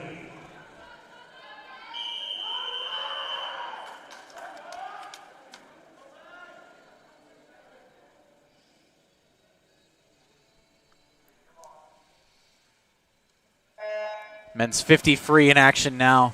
Owls competitors Nick Zerva, Ben Frazier, Travis Scott, Corbin Confliff. This is a fast race here, folks. We'll see who's got this early lead. It looks like a tight race between lanes 3, 4, 5, 6, 7, and 8, really. 1 and 2 a little bit behind. Rounding it out in first, Magditch for Wagner, Nappy for Wagner. Ben Frazier in third for Southern Connecticut as Wagner rounds out fourth as well. Scott and Zerva, 5th and 6th. Corbin Confliff in 8th and Nappy in 7th. So Wagner gets all the places except for number 3, Ben Frazier. And swimming in Heat 2, the men's 50-yard freestyle. In the middle of the pool from Wagner, Santiago Johan. This is just going to be Santiago Johan in lane 2, in Heat 2.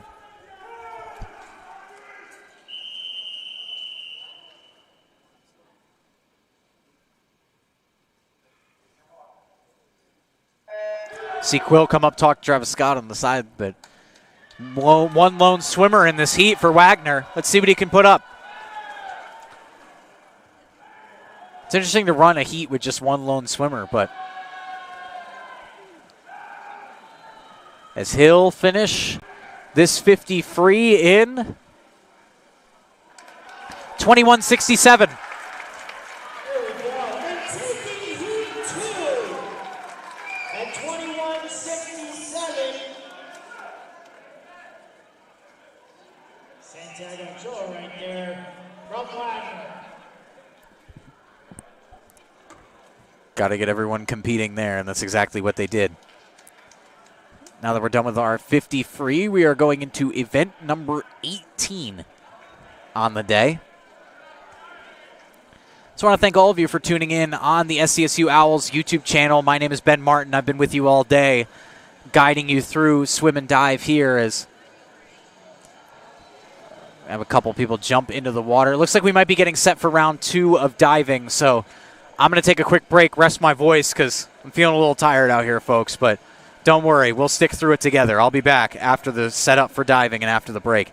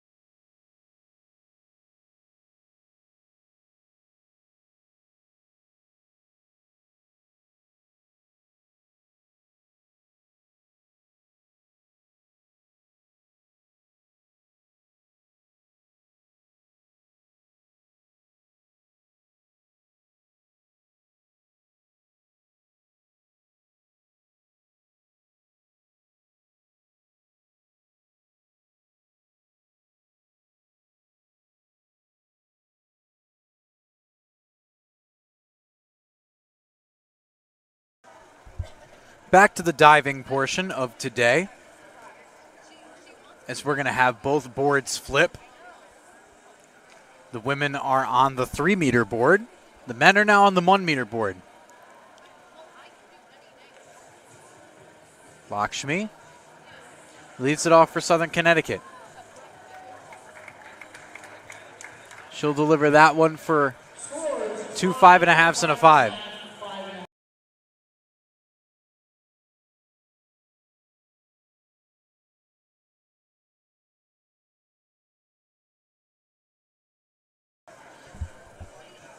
Central Connecticut divers back up. Same number of competitors for the women. The men are going to gain a couple more competitors on the 1-meter, but we'll talk about that when we get to it. 5.5, 6, 6.5. As they're diving, we'll go 6 rounds here.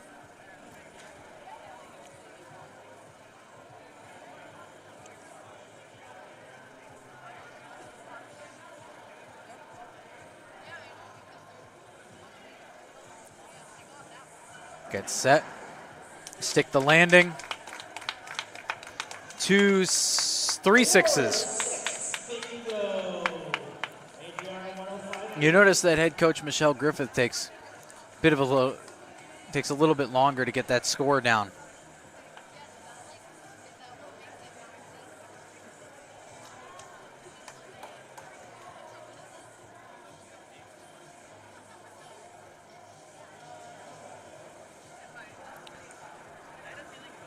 Flip comes in.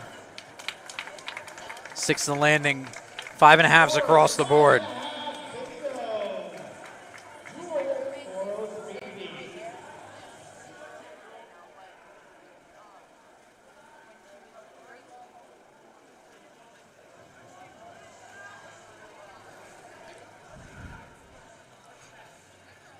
So here we are, 3-meter board. Central Connecticut continuing to lead in diving today. As I'd be interested to see who takes the cake overall between Central and Wagner. As here's Lexi Dominguez for her first dive off the 3-meter board. I mentioned earlier on these divers serving as the dual sport athletes, the Shohei Otanis of their respective swimming. As we'll see what Lexi gets there. 2 5s and a 4.5 again. Talked about it a lot in the first round of diving, but the one thing I like about diving here as we get set for men's 1-meter with Elliot Speckard is that, actually we're going to call Elliot's dive first. Elliot flips, 6th the landing. This looks like it could get a good score. A 6.5 from Coach Griffith and 2 5.5s from the Division I coaches of Wagner and CCSU. But the thing I was talking about with diving is that the coaches become the judges. And that's super cool for the sport because it shows some integrity. These coaches, although we saw Michelle Griffith just flash the highest score for Elliot there, but these coaches have to remain impartial as judges even though they are with these athletes every single day. They think that their athletes are the best ones out there, but they have to remain impartial in the judging field. Flip and landing there. We're going to check the scores. 3.5 and 2 4s.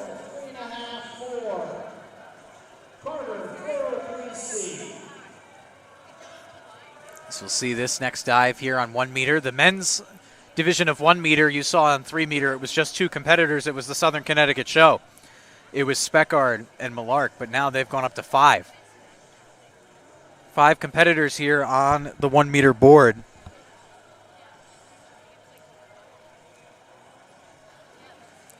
Steps up, flips, sticks to the landing. We're going to look for the score. 2 6.5s and a 6. That's a really good score.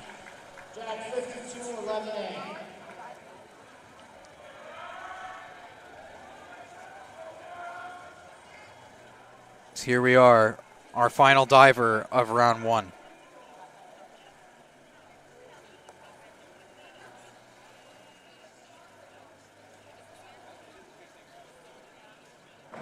Gets set, delivers.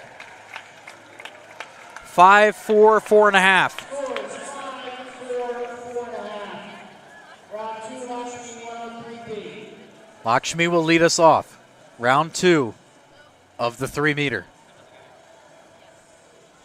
So with the men's round expanding from 2 to 5, expect this diving competition here to take a tiny bit longer than our first one.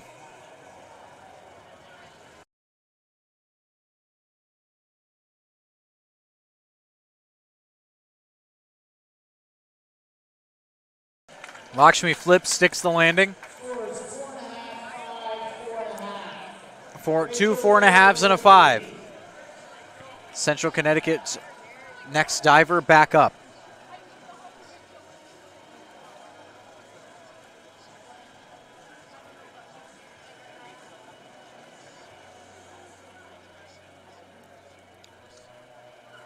Flipping, landing, scoring.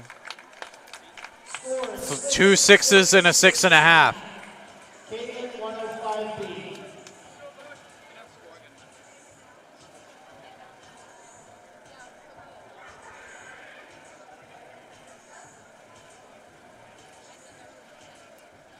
Rachel Garreau, that last diver for Central. Finaled on the 3-meter board and finished 8th in finals with 206.6 points. Earned 172.20 to take 13th on 1-meter board. Assuming that's their conference championship stats in 2023-2024. Out of West Hartford, Connecticut, the junior out of Conard High School competes in only the diving, so not a dual sport athlete, not a dual side athlete, if you want to call it that.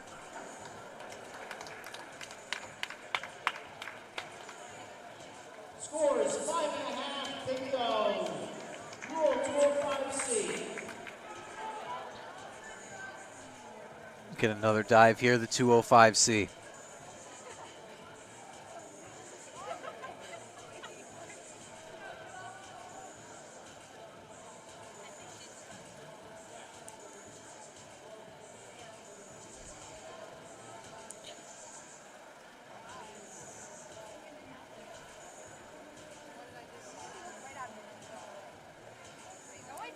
She'll get set.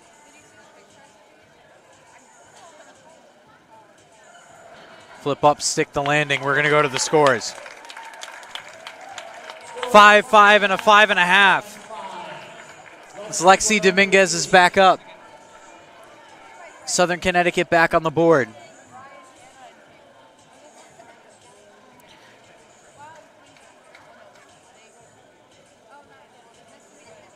So it's Central being so close to here. Lexi gets set, sends this dive in. I wonder how many of these Southern and Central swimmers swam together as they grew up. I wonder how many of them swam together in things like clubs, high schools, even dating before that. Back on 1 meter, Speckard. Flips it up, sticks the landing is, we'll see. 5.5s across the board.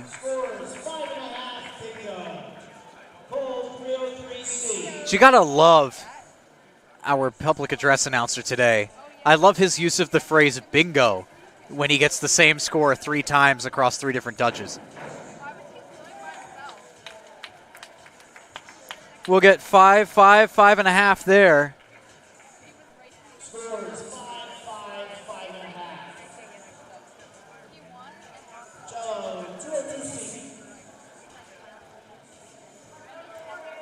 Continuing on our second round of men's 1 meter.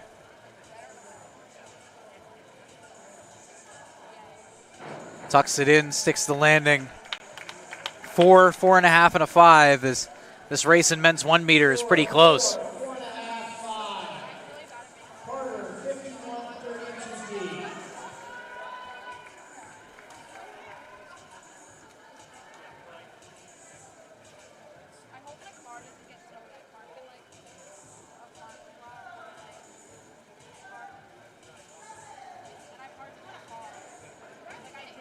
Sets up, twists, sticks the landings. That looks kind of impressive. 6, 5.5, 5.5. The scores reflect the impressiveness of that dive. I really just like want to go down there, climb on the board, and jump in the pool. Like I like want to do it. Is the water cold? Set up. 6 that one. Very far out from the board. 2 3.5s and a 4. So we're on round 3 out of 6, halfway there through our final diving event of the day. Final diving events of the day. I like to couple these together as one, but naturally they are 2 different things.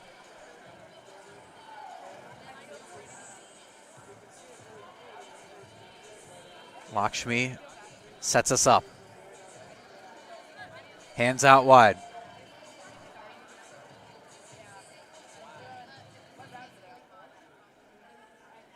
Sets up, delivers. We will look to the scores. 5.5 and 2 5s, probably the best round on 3 meters so far for Lakshmi Garofalo of Southern Connecticut.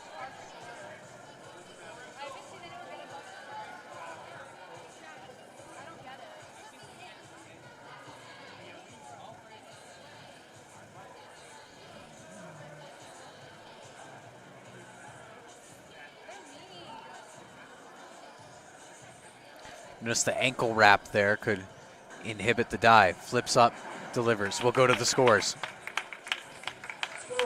5s across the board.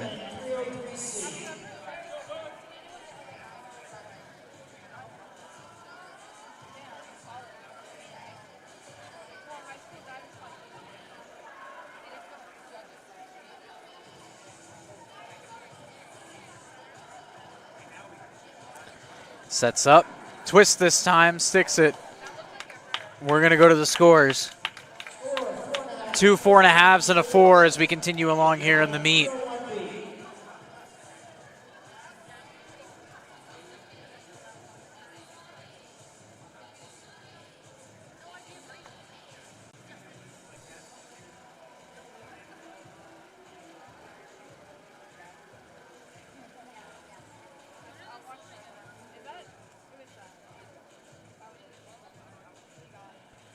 She'll get set. So we'll get to the score. 6, 5.5, and a 6. So we're getting closer and closer to the end of that round 3.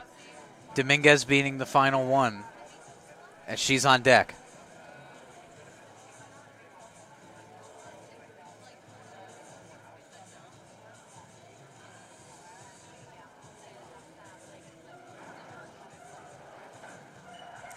Flips up. That looks like it could earn a good score. 6, 6, 5.5. Rounding out the round. Dominguez, 202A. You notice she's really messing with that wheel on the side of the board.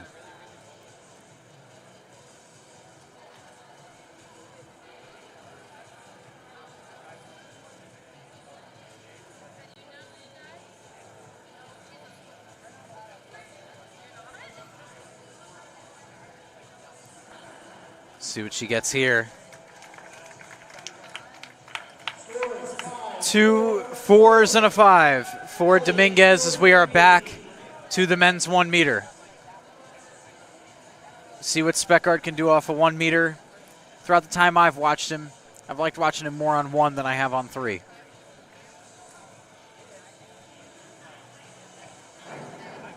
We'll see what he gets there.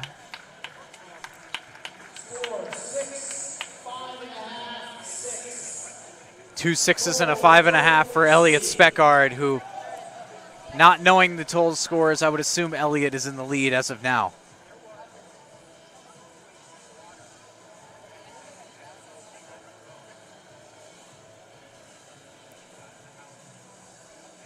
Sets up, flips, sticks, scoreboard. 5.5s across the board.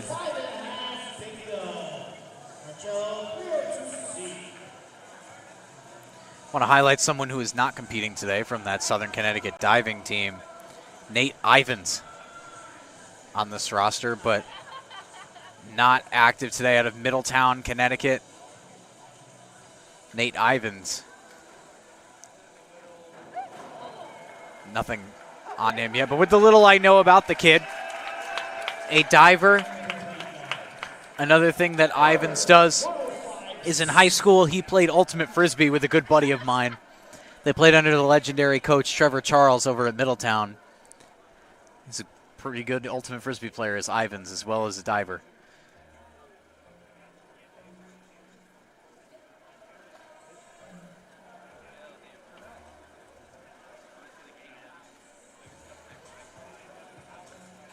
So get set on the men's 1 meter. This should be the conclusion of the round. We'll see what the scores say. 3.5, 4, 2.5. I think that's the lowest score we've seen all day is a 2.5 coming out of Coach Griffith. And I lied. That is not the end of the round. I'm so sorry to our final diver. So see what we can pull off here.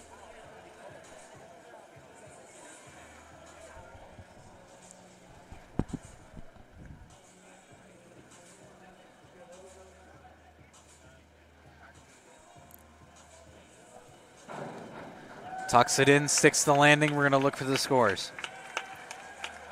4.5 and 2 5s.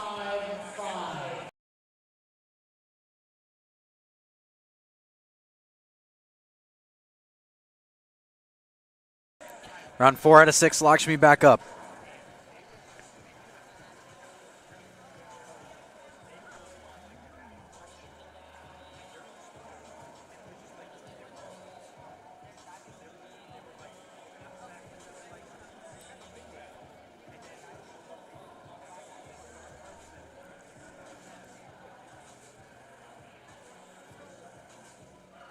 Sets up, flips, sticks. We'll look to the scoreboard.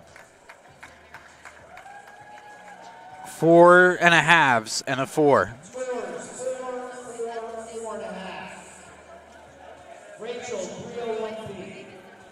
Actually looks more like 2 4s and a 4.5 there. Sorry about that on our scoring.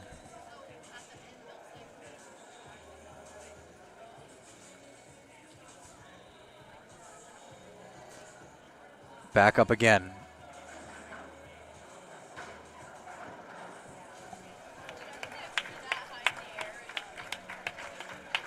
Look to our scores on this one. 5, 5.5, and a 4.5.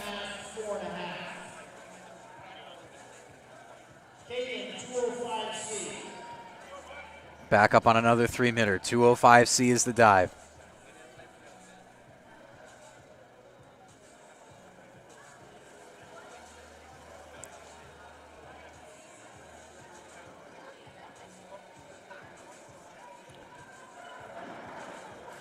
Flip that one over. Not the most graceful of landings as we'll look to the scores. 4, 4, 4.5.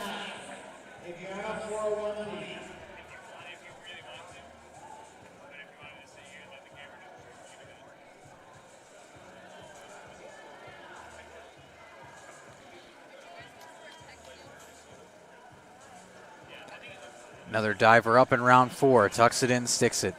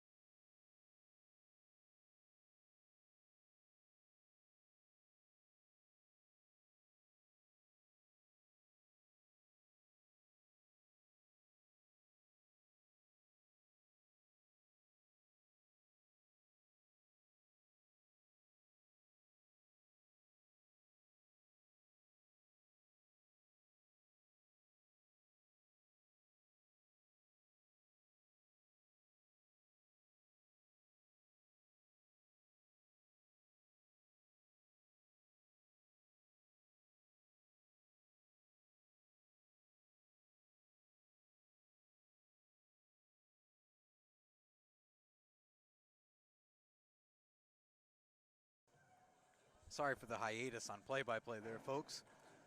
Chatting a little bit with the stream team, talking about what we got to do after this.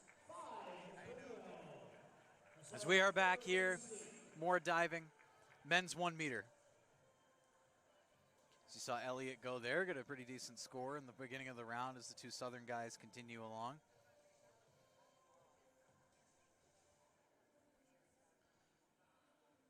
So we'll see what they can do here toward the end of this 1 meter round as we'll look to the scores on this dive. 3 5s.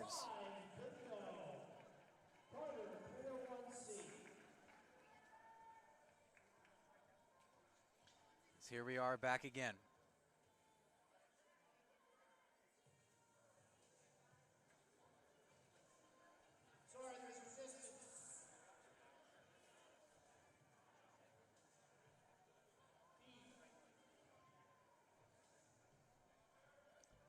Back up for another dive here on the men's 1 meter round. 301B is the dive here. I really do love how all the divers just chuck their towel into the ground or into the pool right before the dive. Let's get set there, send that one in. Over to the scores, we got a 4.5, a 5, and what's the Wagner coach going to put up? A 4.5. So you notice that in the coaching, in the judging the scores too, is that it always occurs that, I want that up a little bit. It always occurs that one of the coaches flashes the score a little bit later than the other two. It's never consistent every time either. The nuances of diving, ladies and gentlemen.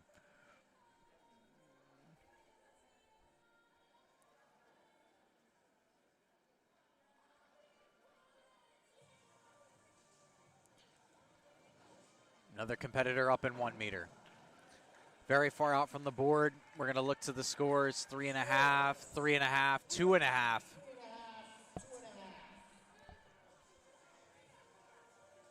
Round 6. Watch me. 51-11C. This will be our last round of diving of the day, folks. Well, last round for the women. And then last round for the men on the 1 meter directly after. Lakshmi Garofalo, last dive of the day. See what she can pull off here for Southern Connecticut.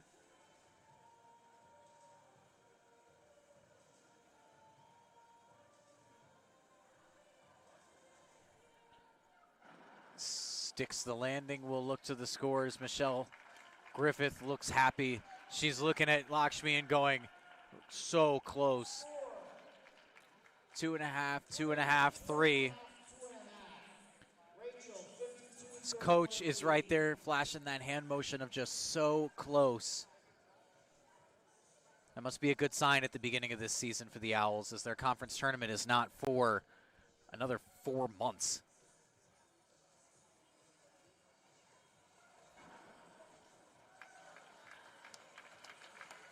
Score 6.5. 6.5 there. It's one of the male divers going up to talk to his coach from Wagner there. As the women continue along here on the 3 meter board.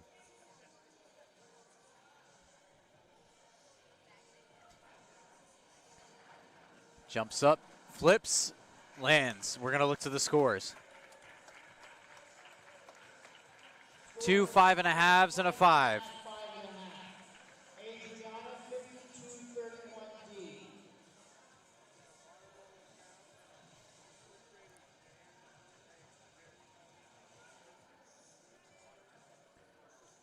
So we'll see what they can do here.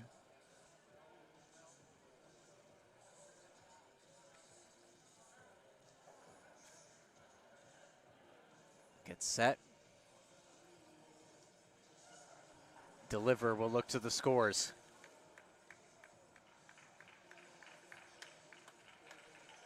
Four, 3, 3.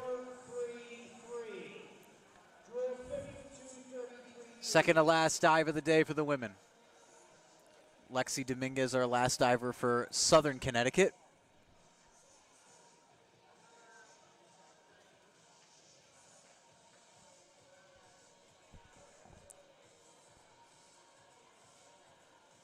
So our Central Connecticut diver has the spotlight here. She'll get set, flip, send it. 6-6. I do love the gentle prod. And the 5.5. If you didn't hear our PA announcer, he said any day, Coach Griffith. Coach Griffith.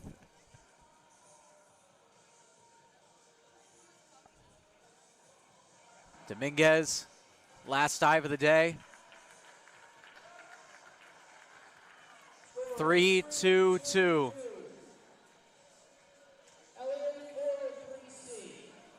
Men are back up, final round. Speckard. Looks to get us going.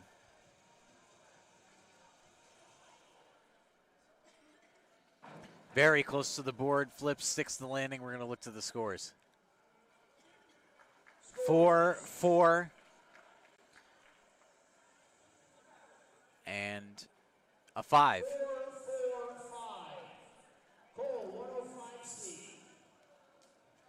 Our last Southern Connecticut dive of the day. Cole back up. See what he can do. Flip, land.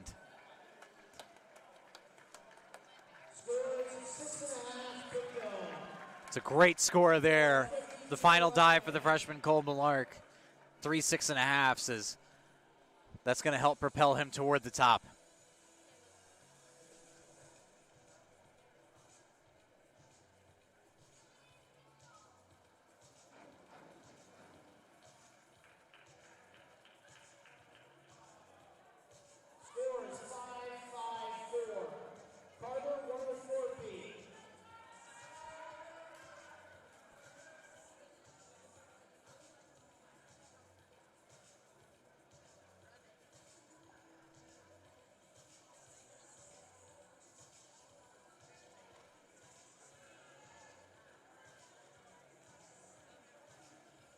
So he'll get set here. Flips it, lands it. 6s across the board. 6 bingo, as our announcer would say. 103B here for what might be our final dive of the day.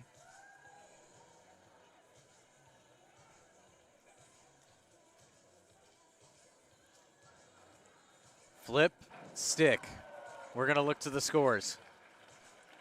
4.5, 4.5, 4 on our final dive of the day there. They're going to set back up for swim. I'm going to take a quick break while this setup happens, and we'll be back after the break.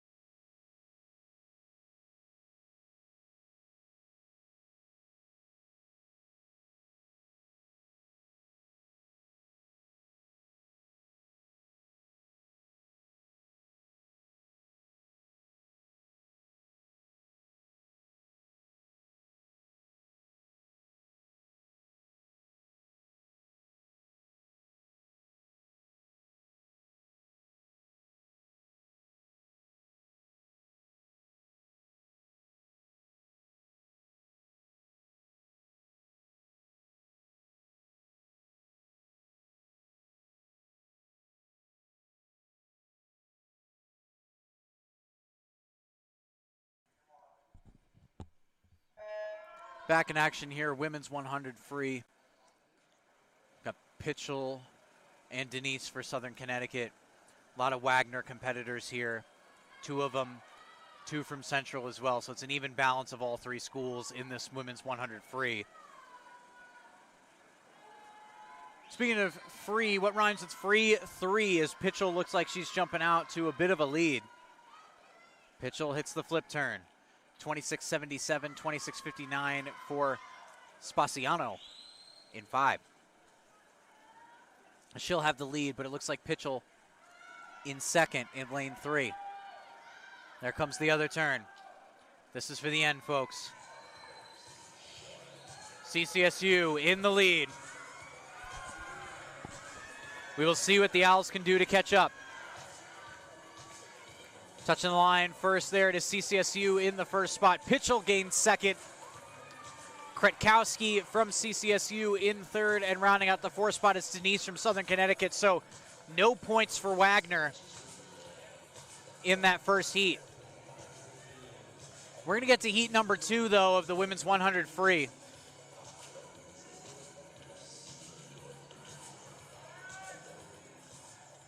Swimming in heat 2. Lane 2 for Central Connecticut, Katrina Leary. Lane 3 for Southern Connecticut, Molly Kennedy. Lane 4 for Wagner, Goodell. Lane 5 for Central Connecticut, Grace Young. Lane 6 for Southern Connecticut, Rena Lozano. And in lane 7 for Wagner, Kaylin Lilla. Heat 2, women's 100 freestyle, Mr. Referee.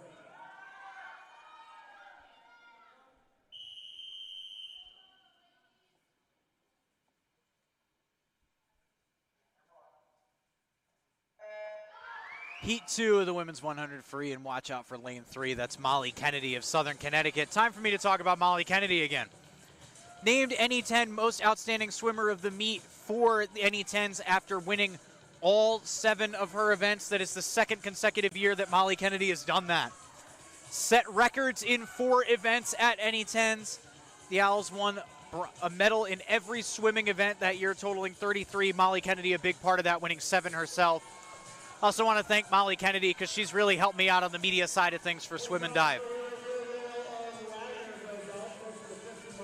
Lane 4, it is Goodale with the lead. Kennedy behind, though. In second, lanes 3 and 5 seem to be the tight race for second place as Kennedy is starting to lengthen that stride. Goodale in lane 4. All the way down, touches the line for first, but in second, that is Molly Kennedy in 53.21. Goodale 52.02. In third, 53.95. That is Young of CCSU. And O'Leary in fourth at 54.43.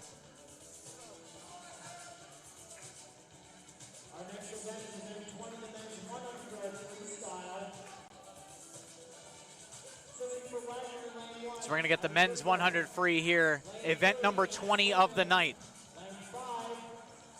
Shout out to everyone who's been watching since the first event today. Swim meets are a long event, and shout out to all of you that have tuned in for the entirety of this match. Also, shout out to all of you who tuned in for select moments. We appreciate all of our viewers, regardless of how long you stay.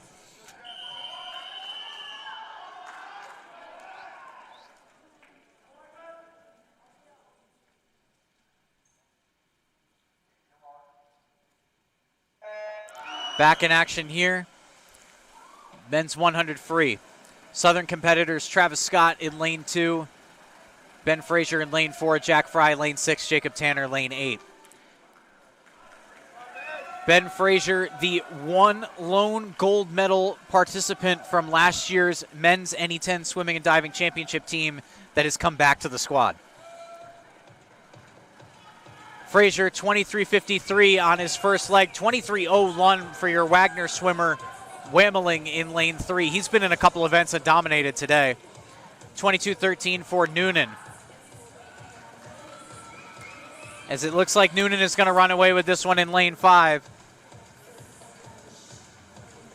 As he'll tap the line first, 46.45. Second, that is Wameling, 47.28. But in third, it's Ben Frazier, 48.35, my fellow Amity High School alum. And rounding out in fourth, that is Jack Fry, 49.64.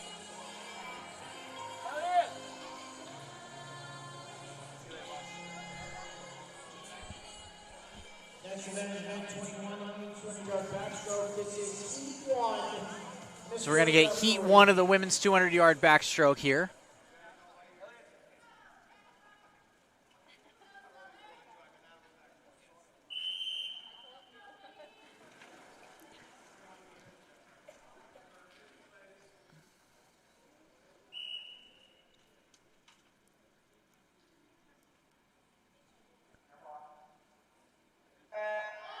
Be Talbot, Dahl, Santora, and McNeil, all competitors that we've already seen today. Dahl and McNeil, the two for Southern Connecticut. Dahl placing second earlier on in the meet. Lane 3, Dahl. Lane 6, McNeil. This will get you your first split when they come through that first line.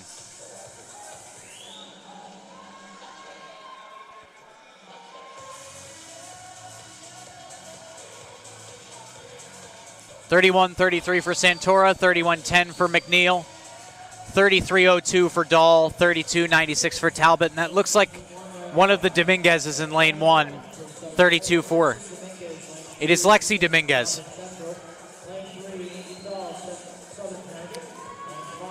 Dominguez and Dahl neck and neck with Talbot, but the real lead here is coming out in lane 5. That is Santora of CCSU, just in front of Zoe McNeil in lane 6. Santora 33.82, McNeil 35.07, 34.72 for Talbot.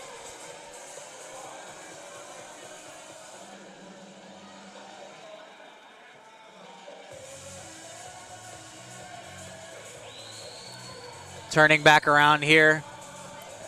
That is in lane 5, Santora with a large lead.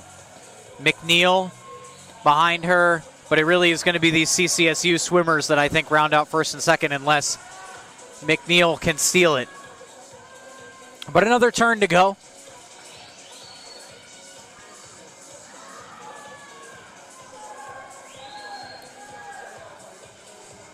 But Santora has got a commanding lead.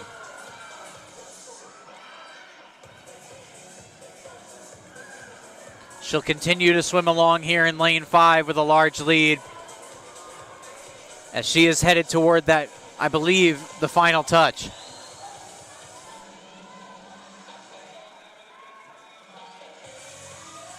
She'll touch the line, 2:15.70, second place. That is Talbot of CCSU, 2:17.89. Your Southern swimmers remain. Number 3, it is Zoe McNeil, 2:20.06. 2:23.99 for Dominguez and 2:24.78 for Dahl.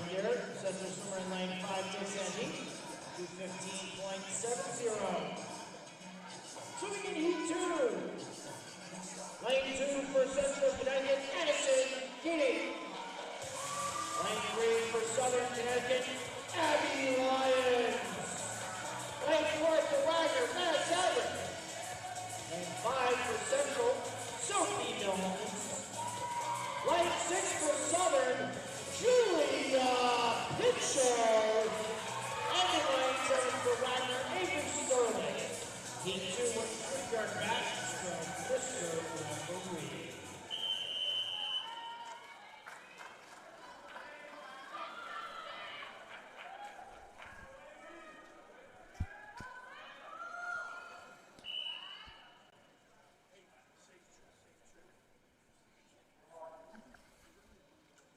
Heat 2 of the women's 200-yard backstroke here.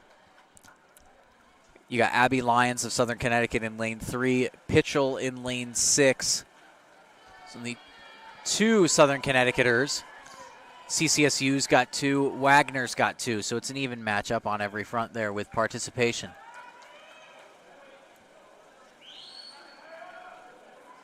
We'll see who gets there first, though.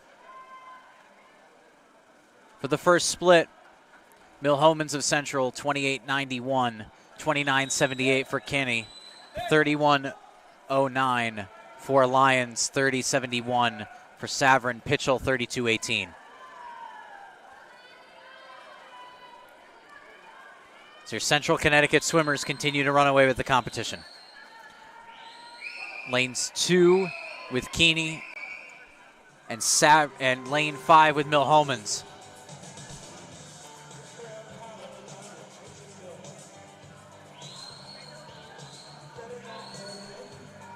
Mill Homans continues to chug along there in lane 5.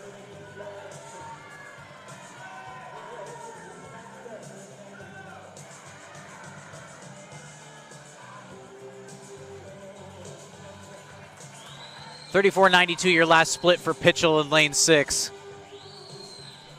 Mill Homans will continue to chug along there in lane 5, as I said already, but she'll hit the flip turn. We'll see what she can do as she tries to bring it Mill Homans for Central Connecticut.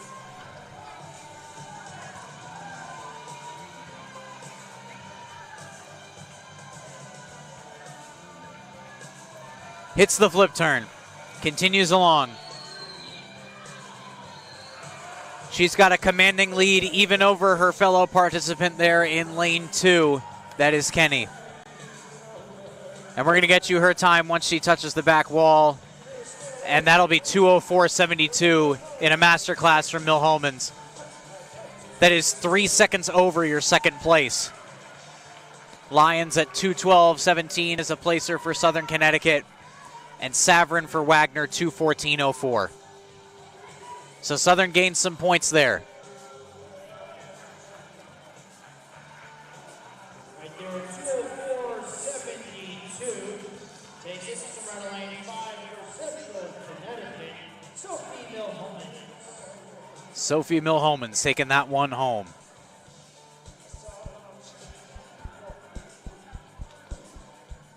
Next event, men's 100-yard backstroke. Swimming for Wagner in lane 1. Spencer is Marlowe. Lane 3, Andrew Erie.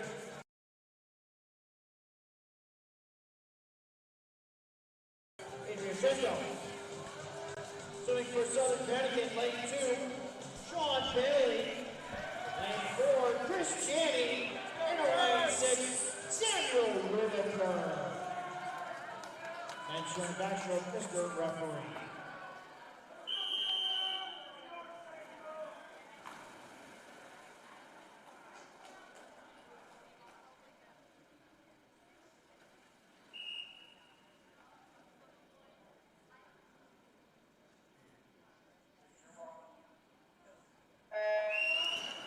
Back in action for the backstroke. See what I did there? Anyways, back to action. The young batch of competitors for Southern Connecticut. Bailey in lane 2, Whitaker in lane 6, both freshmen. Chris Chaney, the experience out here.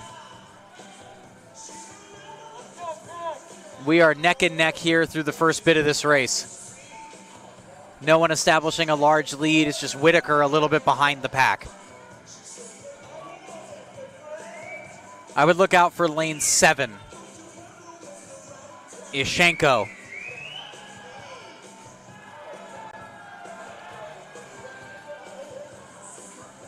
You gotta love the Rick James in this building, a little super freak.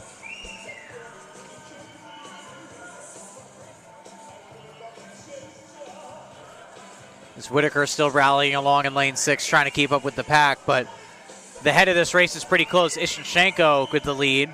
30-50 on the last split. 31-14 for Carrillo, 31-18 for Chris Janney. As it looks like Janney's trying to lock up third here.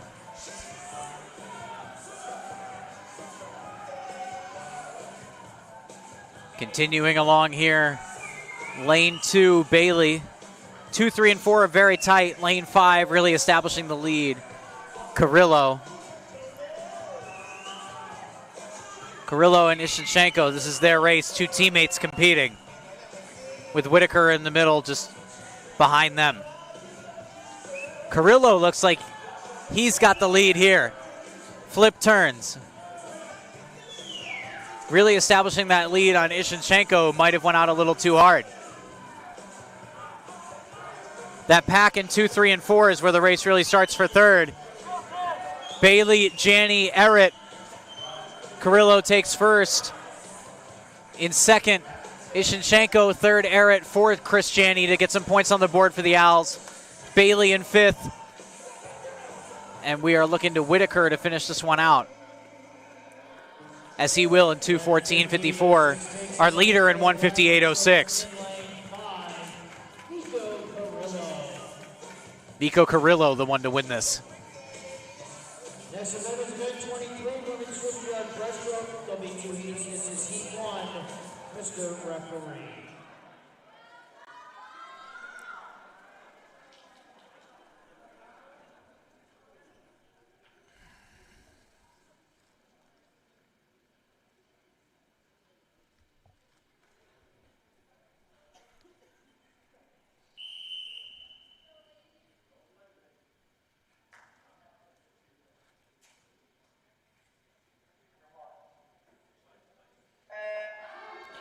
Here we are, back in action, women's 200 breaststroke.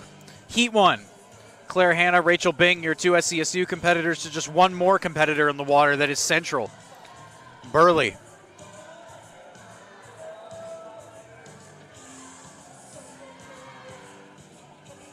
Flip turn there on the first length. We'll see what happens. Looks like the Southern Connecticut competitors have the lead. That is Bing in lane 6 with that lead, establishing it.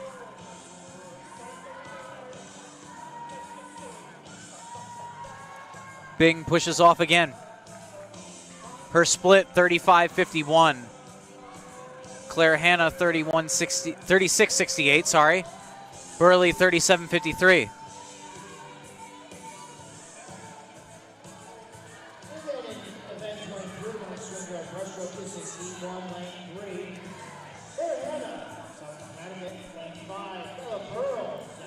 As Bing looks to continue to establish the lead. Hanna in second. The SCSU team looking to gather some big points here.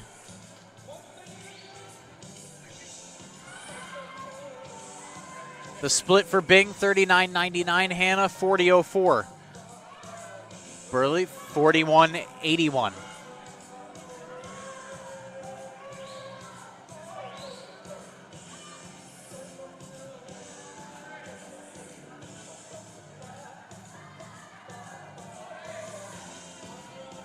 Turn there.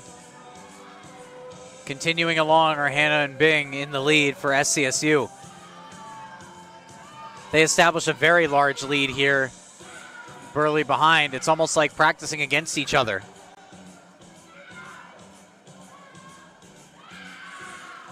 They'll hit another turn here. Say Bing still with the slight advantage, 42.10 to 40.60. Hanna really starting to speed up toward the end of the race. She's now got a bit of a lead.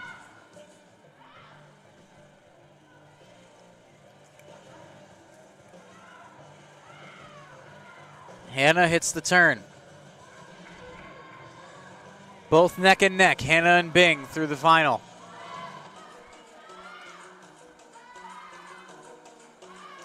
Hanna continuing along here.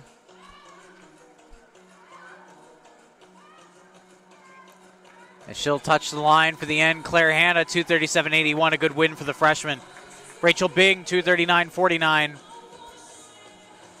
And rounding it out is CCSU with Burley, 2:47.08. So we're going to go to Heat 2 of the women's 200-yard breast.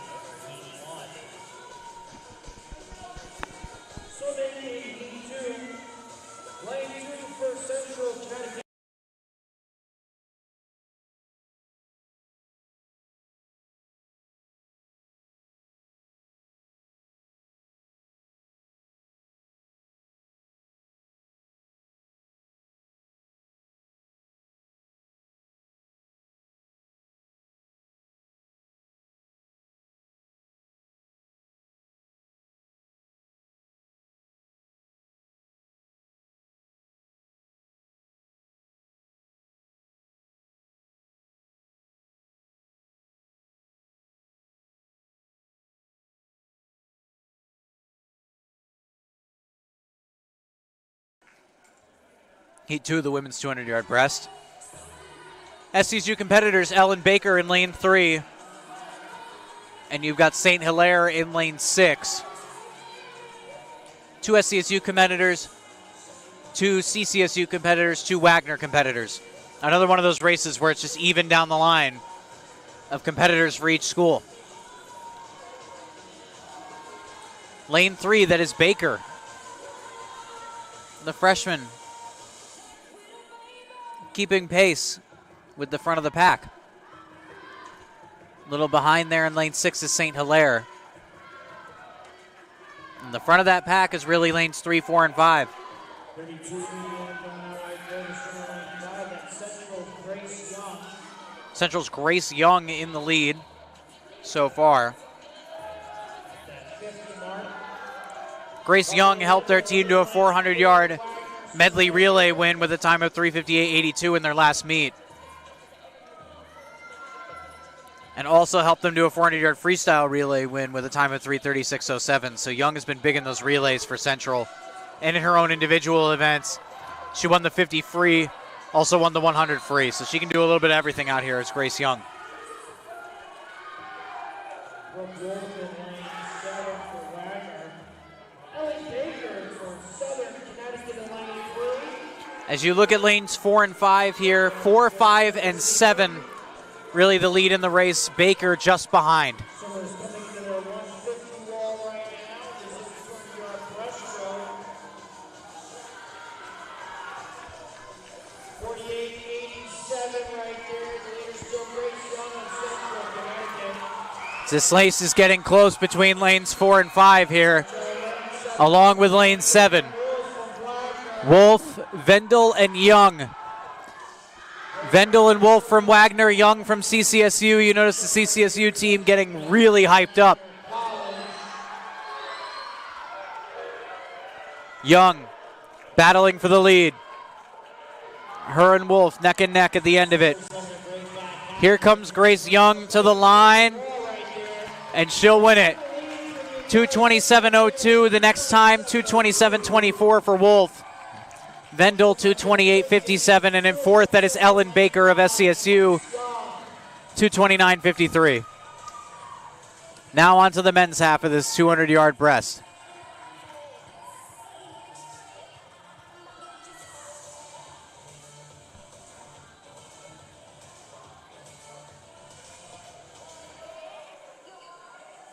Next event is event 24 men's 200-yard breaststroke. Swimming in heat 1. Lane 1 for Wagner. Kirsten Diapizo. Teammate in lane 3.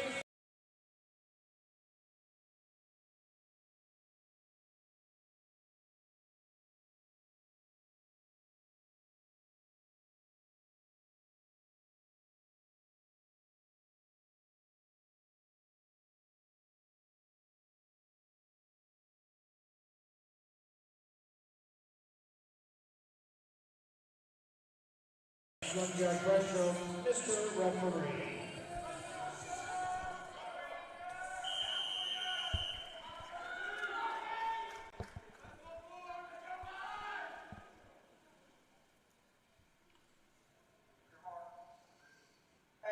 Here we are.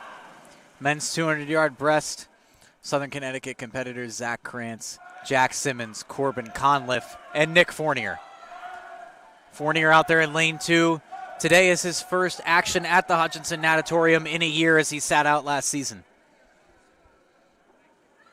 We'll see what he can do against this Division I competition, along with all the other SCSU competitors. It's a good race for Simmons and Conliff, both younger pieces of this squad. Zach Krantz on the older side too, along with Fournier. 32.86 for Fournier, 38.19, for Doughty. 32.29 for Krantz. 32.32 for Simmons, 31.88 for Conliff.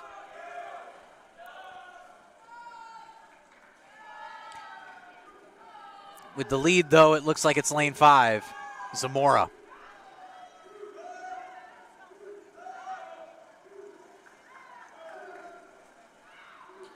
Zamora continues along here in the lead. 33.82 is the split for Zamora. 37.06 is your last split for Fournier as he's lagging a little bit behind the pack.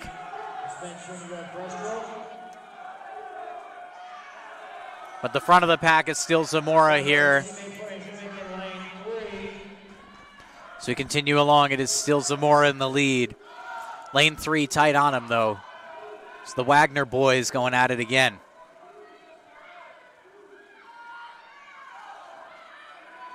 Lane 7 also coming up there as well.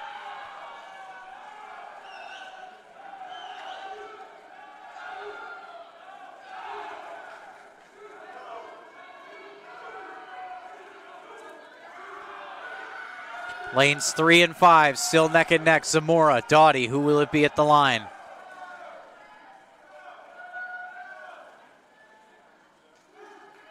Doughty will hit the line first, 2:11.49, 2:12.20 for Zamora. So we'll see who come in fourth here and round it out. Rounding it out there is Zach Krantz of SCSU in fourth. Fournier will come into seventh. Simmons in sixth. Conliff in eighth.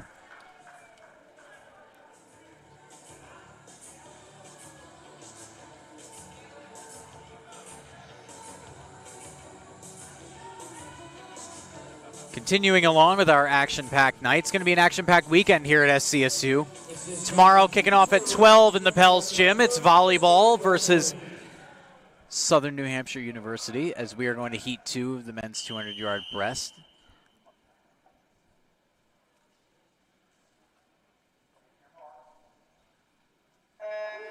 Heat 2 is all Wagner competitors here. But continuing talking about our action-packed weekend, volleyball tomorrow at 12. We are back on flow for volleyball and most other sports. It's just swim, with the exception today to get streamed on YouTube. But anything else, if you're interested in watching SCSU athletics, you got to get the Flow College subscription to watch all other sports. But anyways, volleyball back on flow tomorrow at 12 against Southern New Hampshire in a Northeast 10 conference matchup, as well as a men's soccer and field hockey doubleheader, field hockey senior day starting with their game at 1. But back to the Hutchinson Natatorium. Close between these two competitors of Wagner in Heat 2. 34-37 for your leader on his last split.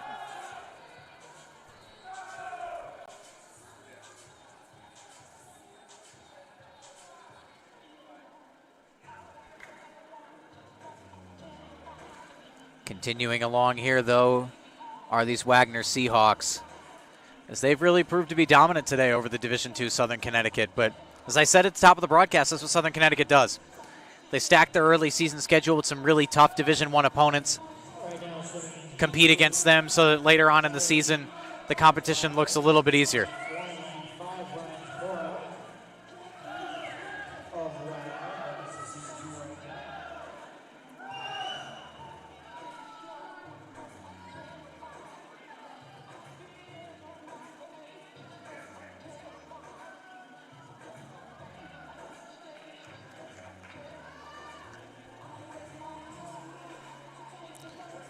As these two Wagner swimmers continuing out here in the breast.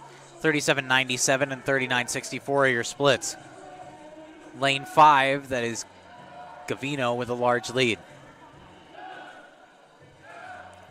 So they'll continue along here in Heat 2 of the 200 breast in event 24 of our night.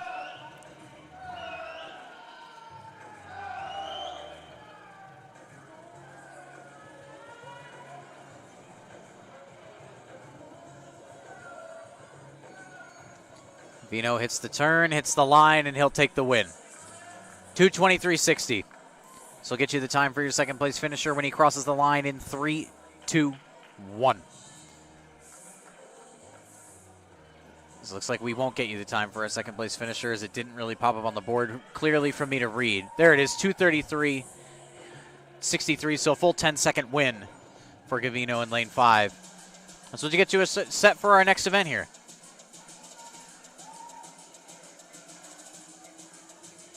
Our next event is event 25, and event 500-yard freestyle. This is Heat 1, Mr. Referee.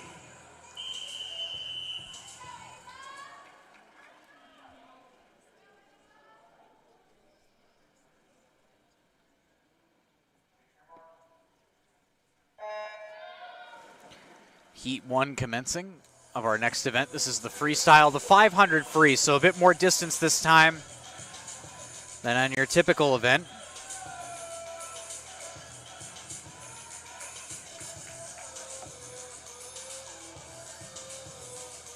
Pinsensei, wonder if related to Owen Pinsensei, a baseball player down at University of New Haven. Ava Emmerich, your lone SCSU competitor in this heat. She'll be in lane 3.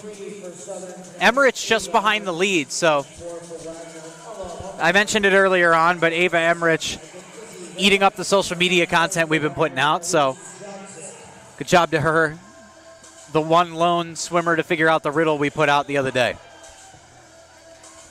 Emmerich just behind the 2 top leaders, Hornbacher and Vega.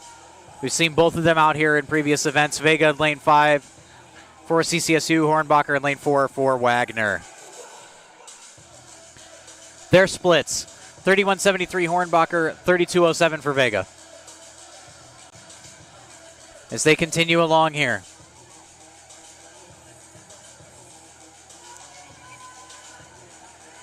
Turning around there, and they'll hit another turn as this 500 free is a little bit of a longer event.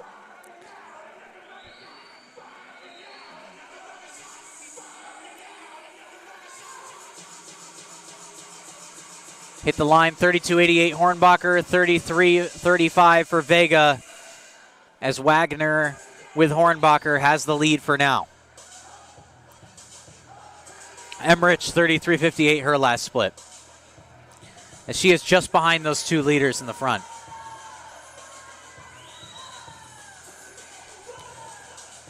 Putting on a strong showing, trying to lock up third is Ava Emmerich, but this still has a lot of race left.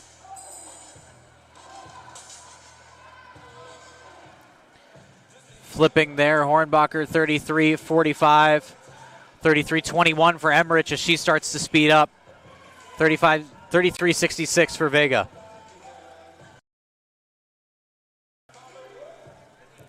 Continuing along here. 4 and 5 still neck and neck. Emmerich is starting to close the gap. But Hornbacher continues along in lane 4 with the lead.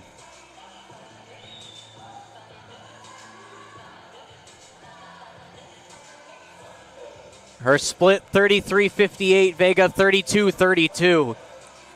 So in lane 5, Vega speeding up a lot faster than Hornbacher. She'll have to get on the horn if she wants to continue to maintain that lead. Emmerich catching up as well. Emmerich got about a full body length to catch up to Hornbacher, but Vega now establishing the lead in lane 5.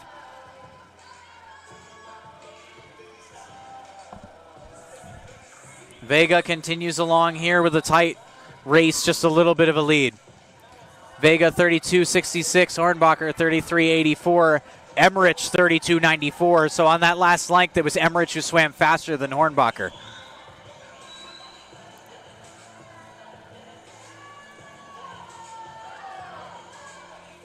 Continuing along, Vega building the lead. Almost a full body length separates Vega from Hornbacher here. But Emmerich and Hornbacher now neck and neck for second. We'll see if Emmerich can keep this wind going. 33.33 for Emmerich, 34.28 for Hornbacher. As Hornbacher slows down, Emmerich knows that she smells blood in the water and starts speeding up. Continuing along, though, is Vega, rock solid there in lane 5 as this race is really coming down to second. Lanes 3 and 4 as Vega's looking to lock this one up. Emmerich has the lead now. Emmerich, the freshman over the Division I talent, Hornbacher. She'll hit the flip turn. 32.85 for Vega, 33.42 for Emmerich, 34.47 for Hornbacher. Almost a full second faster is Emmerich on that last leg. Hornbacher hits a flip, continues going, but here is Emmerich. Emmerich has established that lead to almost a full head and shoulder length. She continues to glide along in the water as there comes the bell, as this will be the final length for Vega at 32.66. We're going to check your splits here. 33.21 for Emmerich, 34.60 for Hornbacher. It's almost a full second and a half that Emmerich has established this lead. What a comeback for Ava Emmerich in lane 3. Your final length here, Vega is going to run away with first, but Emmerich, an impressive job to establish that second place lead. She's got more than a full body length on Hornbacher now. As Vega will cross the line first, 5:23.96. Emmerich in second, 5:27.74. In third, it will be Hornbacher with 5:32.10. Closing out your fourth place spot and your last podium finish is Pinsinse, 5:38.30, 5:43.33 for Johnson in fifth. And swimming in Heat 2, women's 500-yard freestyle. Lane 2 for Central Connecticut, Gabby Spagliano. Lane 3 for Southern Connecticut, Jasmine Uricchio. Lane 4 for Wagner, Maya Goodale. Lane 5 for Central Connecticut, Maggie Rutledge. Lane 6 for Southern Connecticut, Paula Castillo. And lane 7 for Wagner, Daniela Moreno. Heat 2 women's 500-yard freestyle, Mr. Referee.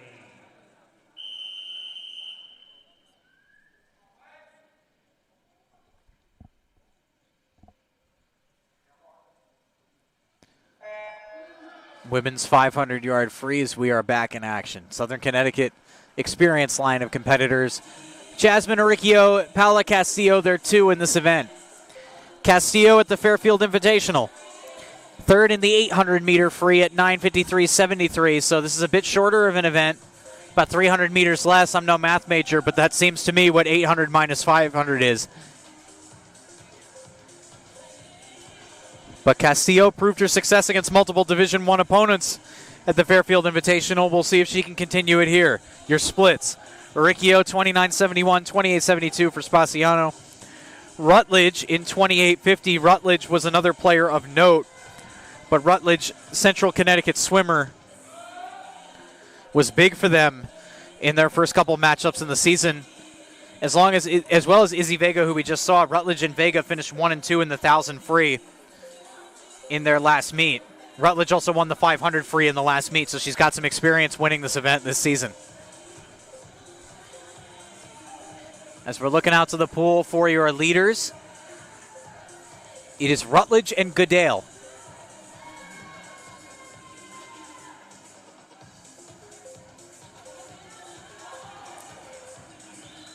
Rutledge, along with those two events, also helped a relay team finish third in the 400 free at 3:46.56.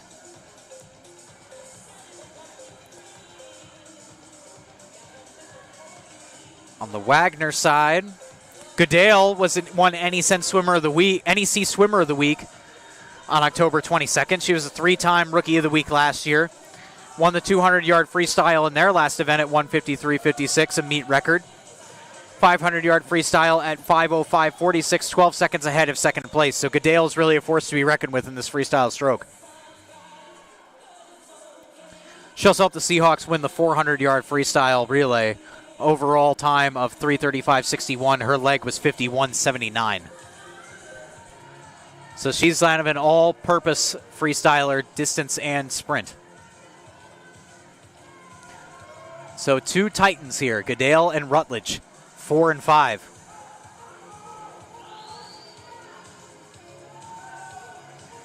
Continuing along here, though, it is Goodale with the lead. 31.87 to 31.66 for Rutledge. They are really neck and neck, but I would say visually Goodale has just a tiny bit of a lead. Uricchio 33.31 for Southern Connecticut. Castillo 33.47. Another turn there for your 2 in 4 and 5. Goodale and Rutledge. Battle along here. Rutledge looking to establish a bit more of a lead. She's got a bit more distance between. Well, actually, it is Goodale in front of Rutledge.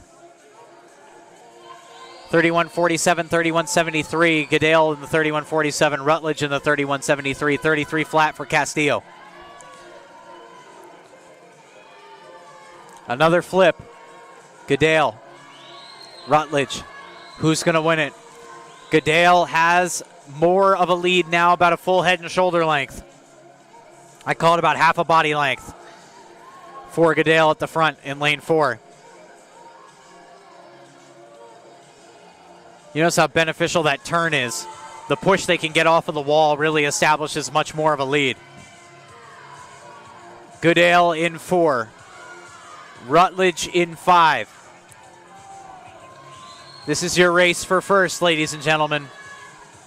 But still some more race to be played out. Rutledge just behind. We'll see if she gets a second wind. Goodale 31-17, Rutledge 31-28.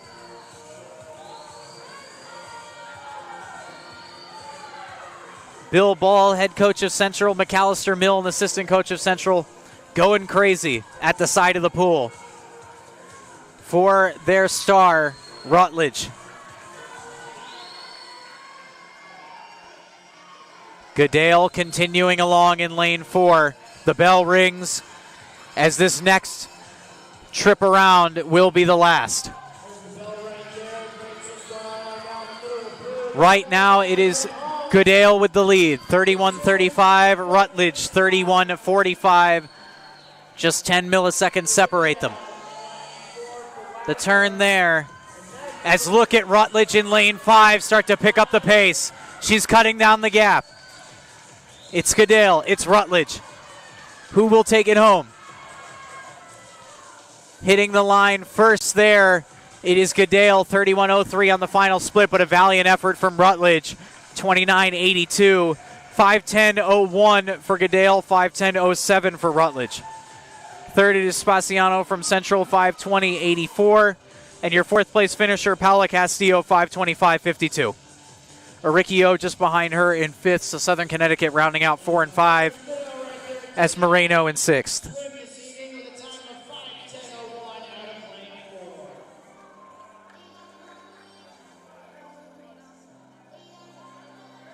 This is now event 26, event 500-yard freestyle.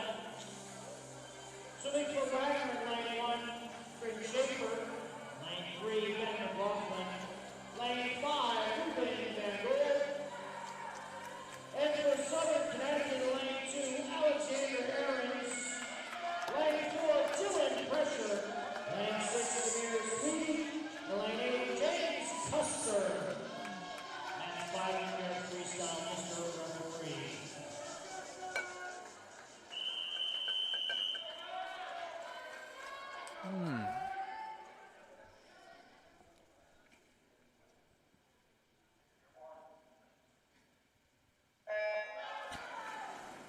We are back. 500-yard free on the men's side now. Alex Hearns, Dylan Pressure, Samir Sweetie, and James Custer are your Owls in this event. Little note on Dylan Pressure against Westchester, first meet of the season, placed 3rd in the 1,000 with a time of 10:16.92.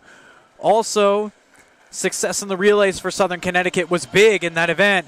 Their second place team featured Pressure and Sweetie, both in this race.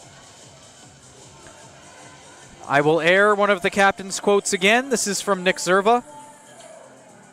Zerva said, I asked Nick Zerva a couple nights ago who he thought was going to be the swimmers to watch this season on the men's side. He said Samir Sweetie and Mason Durant. He said Sweetie has leveled up both physically and mentally, and it's going to be exciting to watch.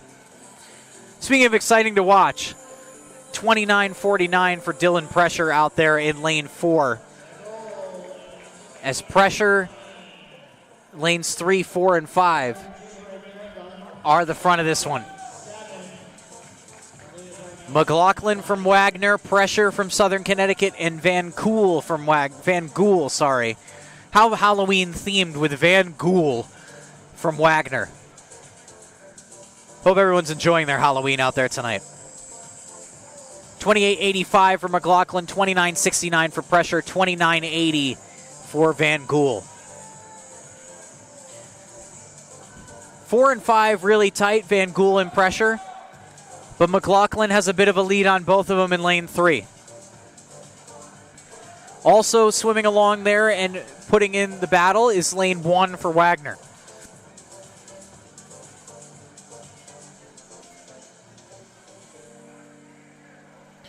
With the lead now, though, it is lane 3, McLaughlin still. 29.15, Pressure 30.16, Van Gool 29.79, Custer 32.60 out there, and Samir Sweetie in 31.93 in lane 6.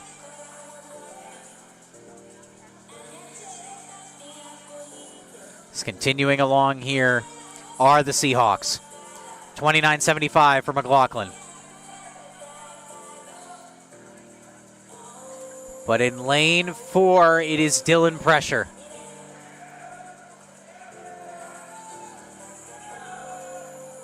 .30.46 as Pressure looks to try to get on the podium for Southern Connecticut as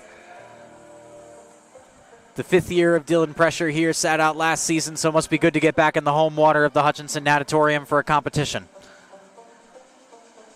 29.74 for McLaughlin, 29.49 for Van Gool, 30.35 for Pressure. We'll see if he's got anything in the tank.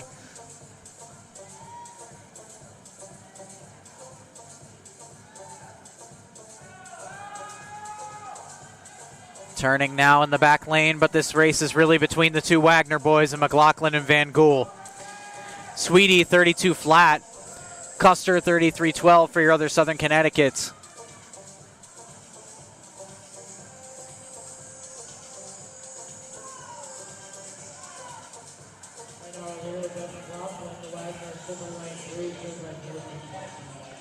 It is McLaughlin here who is really tearing it up. Him and Van Gool, they look scary out there on Halloween night.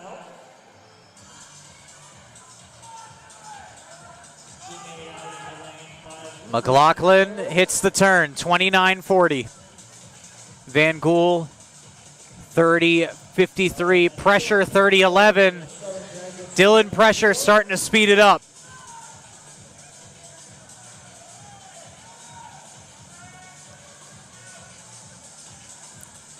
Van Gool slowing down, Pressure speeding up. This could make for a good finish. As one thing to notice about these distance swimmers is just how long their strides are. You got to be a tall guy to be a distance swimmer, and Dylan Pressure checks that box. Speaking of Dylan Pressure, 29.33 on the last split. McLaughlin, 28.90. Van Gool, 30.28 as Pressure looks to try to put a run in against Van Gool.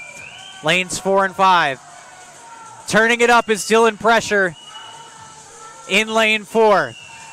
Closed it down to under a body length. Can he come through in the final turn?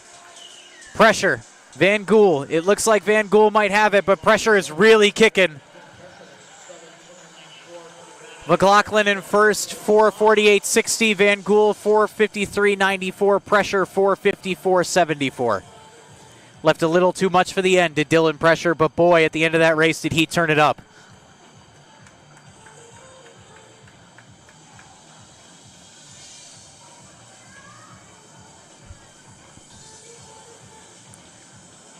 Been streaming for a while tonight, folks. Meet started at 5. We are now at 8:12. Appreciate everyone who has tuned in to part, if not whole, of this meet on the SCSU Owls YouTube account. My name is Ben Martin.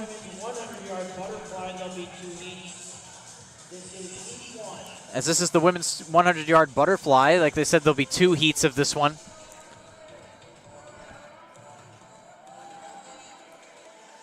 Women's 100-yard butterfly, heat 1, Mr. Referee.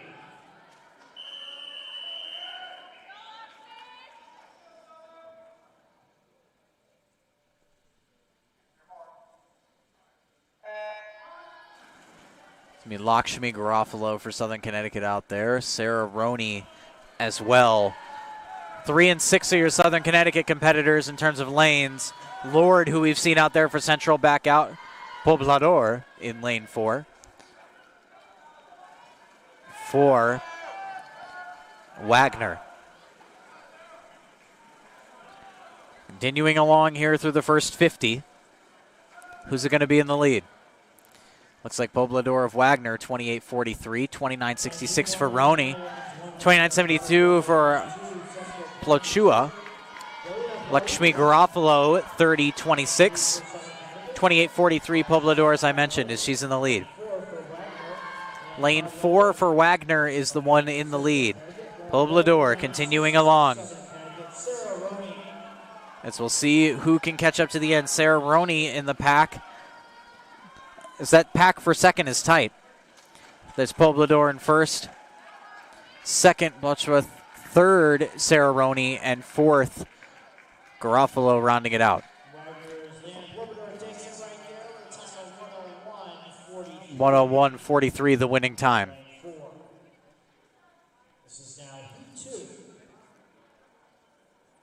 Heat 2 of the women's 100 fly. Swimming in lane 2 for Central Connecticut, Addison Uni. Lane 3 for Southern Connecticut, Kelly Dominguez. Lane 4 for Wagner, Guy Savin. Lane 5 for Central Connecticut, Francesca Fusco. Lane 6 for Southern Connecticut, Aaron Vogel. And lane 7 for Wagner, Rachel Harris. Heat 2, Mr. Referee.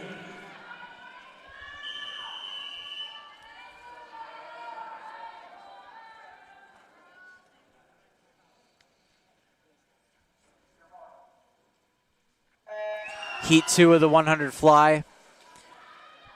Callie Dominguez, Erilyn Vogel, your two Southern Connecticut competitors out there, lanes 3 and 6. So the butterfly is such an interesting stroke to watch as someone who is not a swimmer, that being me behind the booth. But it takes a lot of movement out of the arms, legs, back, everywhere. It's a very dynamic stroke. 27.58 for your leader, Savrin of Wagner, out there in lane 4. Your Southern Connecticut splits 29.56 for Dominguez, 29.29 for Vogel.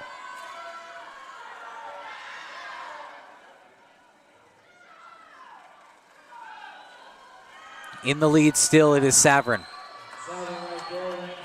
Savrin in lane 4. Looks like she's going to take this one home. It looks like second will go to Fusco in lane 5, but that might end up to lane 2. It is lane 2. 58.53 Savrin. Keeney in 2. 59.51. In third, a minute 76. That is Fusco. Rounding out 4, that is Harris. No Southern Connecticut's on the podium there. So we'll get the men's version back out there.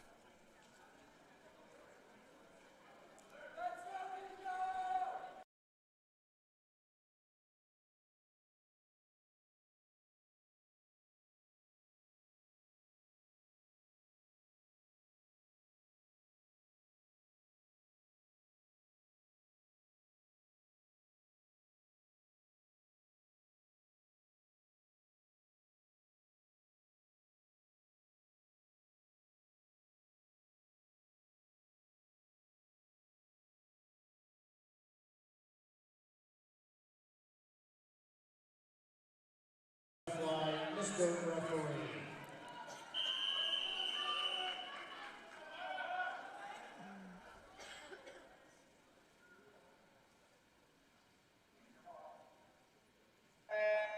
A full pool for the men's 100 fly.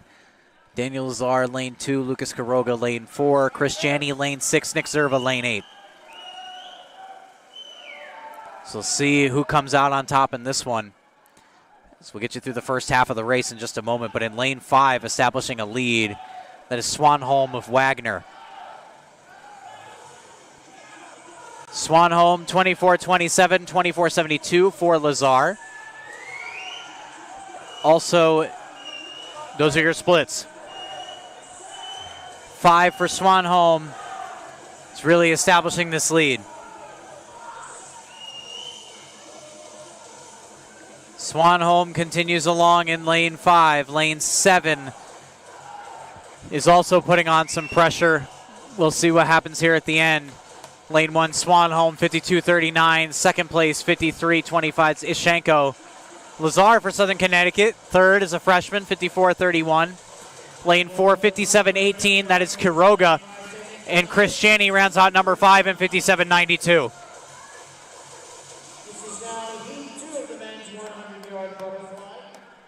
A second heat here for the 200-yard butterfly.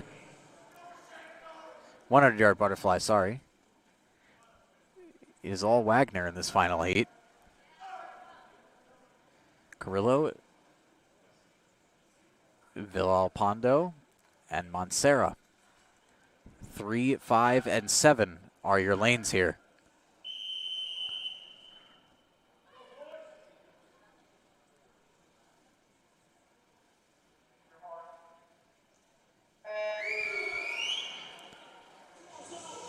As it looks like it's going to actually be lanes 4 and 5 out here, missing one of those competitors.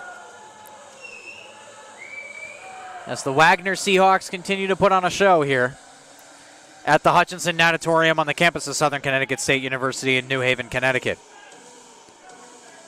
They started the season out by setting meet records against Iona and Sacred Heart. At least the women did. And the men's team was picked second in the poll, the NEC poll, only finishing behind Howard. Last year's coaches poll, the Seahawks were tied with Howard. After a loss to Iona, 121-116 on October 16th, it looks like they're going to pick up a win today. I know it's still a little early to make that determination, but these Wagner boys have been all over it. 54-46 and 55-86 for your two Wagner competitors in Heat 2.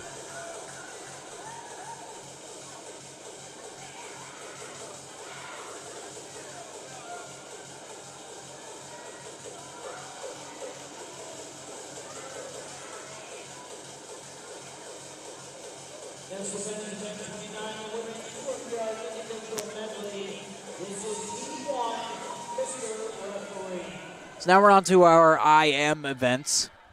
Those are the ones that show the most versatility out of your swimmers as individual medley, meaning they have to swing every one of the strokes.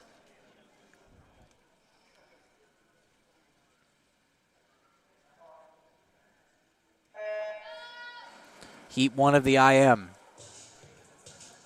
It's Quitos and it's Ducharme as your Southern Connecticuters. Ducharme in lane 6, Quitos in lane 3.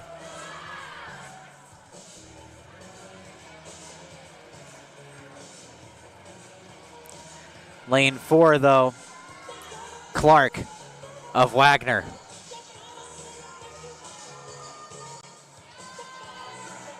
Clark comes across the line, 28.75. That is your leader. Santora, 29.35. Out there in lane 2 for CCSU. 30.38 for Quitos. Ducharme, 30.27 as now they transition to the backstroke.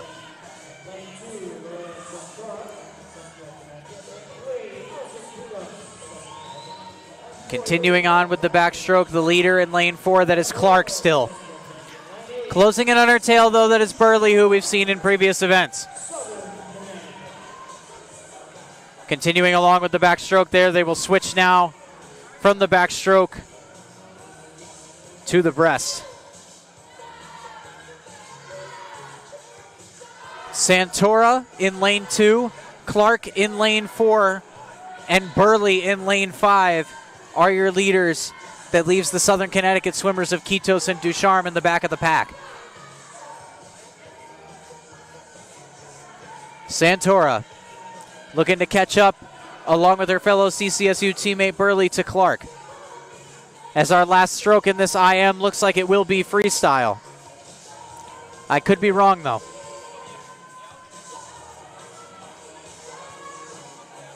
As here is the free.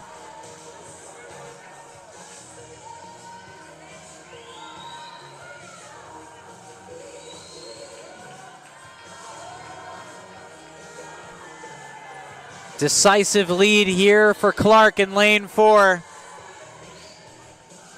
She'll continue along, does Clark. Clark all the way through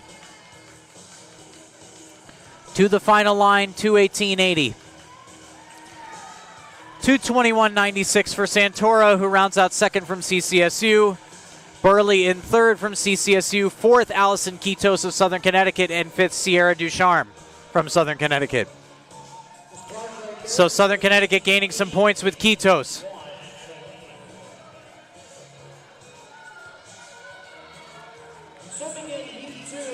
As they'll get ready for Heat 2.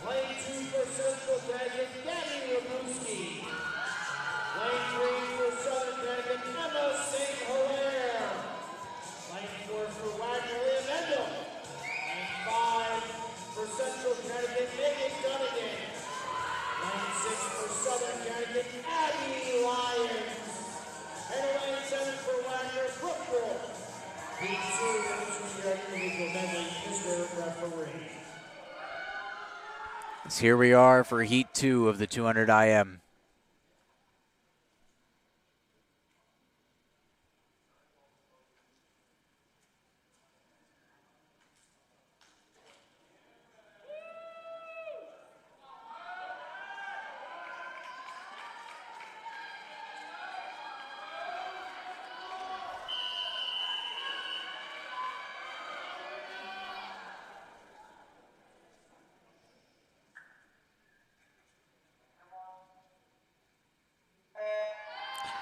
You'll see St. Hilaire in lane 3 and Lions in lane 6 for Southern Connecticut as they start out with the fly.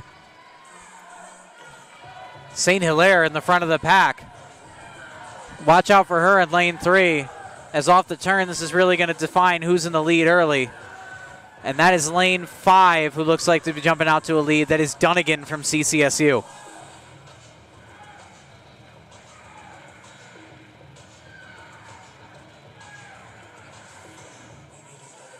Megan Dunnigan, along with Kenny, Grace Young, and Grace S. Young. Note about the CCSU roster, there are basically 2 Grace Youngs. Helped them to win the 400 medley relay with a time of 3:58.82. So Dunnigan is big for this squad. Also, Megan Dunnigan on the 400 freestyle relay team with a time of 3:36.07, helping them with their strength in relays at Central. So Dunnigan is a big piece here.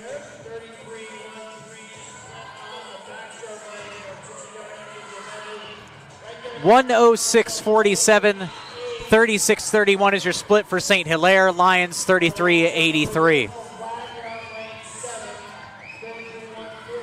As in lane 5 there, this is a race between, looks like lanes 5 and 7. That is Dunnigan and Wolf.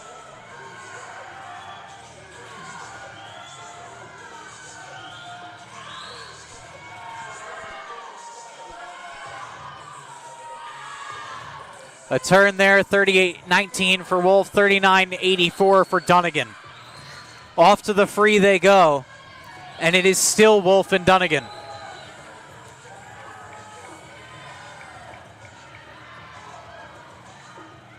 Wolf and Dunnigan continue, lanes 5 and 7. Wolf got a little bit of a lead in the free. Neck and neck between Wolf and Dunnigan. This CCSU team is getting hyped up. And Dunnigan rounds out second with Wolf in first at 2:10.89. Dunnigan 2:10.90. Lions rounds out third for SCSU. Vendel in fourth, 2:18.53 for Vendel. 2:15.82 for Abby Lyons.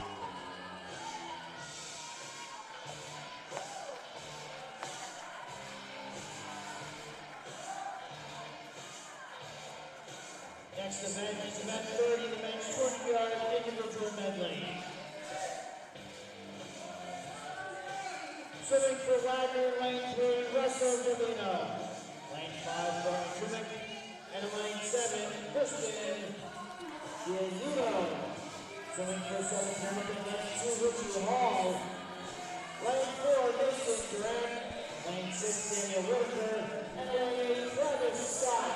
And for the individual medley, he won Mr. Referee.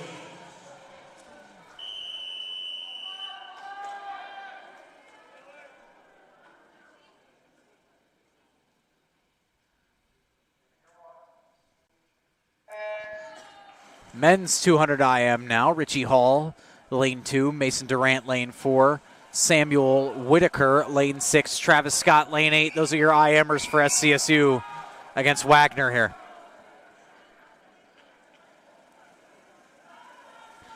Race is really starting to heat up between lanes 4, 5, and 8. Lane 4, that is Mason Durant, one of those players on the watch list for Captain Nick Zerva. 25-22. Whitaker, 28-71 in the back of the pack. Travis Scott, 26-27 in lane 8. Richie Hall, 26-49. Continuing along here, lane 5 looks to establish the lead. That is Wagner's Zamora. But right on his tail there is Mason Durant.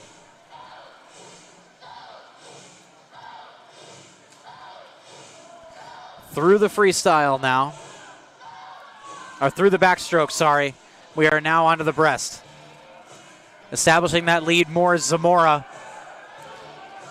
Lane 3, that is Doughty of Wagner, catching up into second now. Durant in 4. Continuing along with the breast, though, that is Zamora in lane 5. Big lead, opening up the floodgates. Zamora hits the turn, now onto the free. This is the event where you can really put some distance if someone's in a slower stroke to continue moving like breast, and you head into the free, which is usually a faster stroke, you can start to put some serious distance between you and the next competitor. And that is exactly what Zamora is doing there in lane 5, as he is going to handedly take this IM win. Zamora to the line, 157.53. Your second place finisher, Doughty, 201.78. In third, that is Richie Hall of Southern Connecticut, 206.20. And in fourth, that is Sam Whitaker. So Durant got out hot, but finished in sixth at 208.63.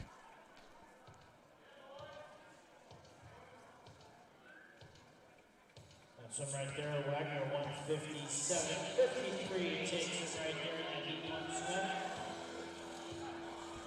This is now heat 2, Mr. Referee.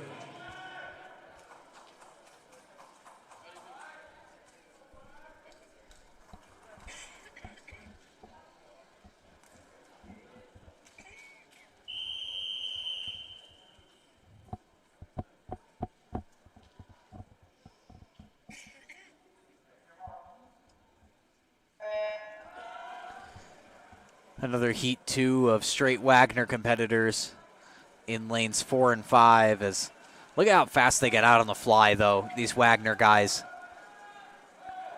Continuing along, it is lanes 4 and 5 here. That's it for this heat. Looks like we might be getting set for the relays next. I see teams of 4 lining up, meaning we are getting closer to the end of this meet. So thank all of you for tuning in on the SCSU Owls YouTube channel for today's live stream that has been going on for nearly 4 hours. My name is Ben Martin. I have been announcing all day, so I appreciate all of you for listening to me drone on about swim. As in the backstroke now in lane 5, Wagner is continuing. There's these 2 Wagner guys. It's Doughty in lane 5, Zamora in lane 6.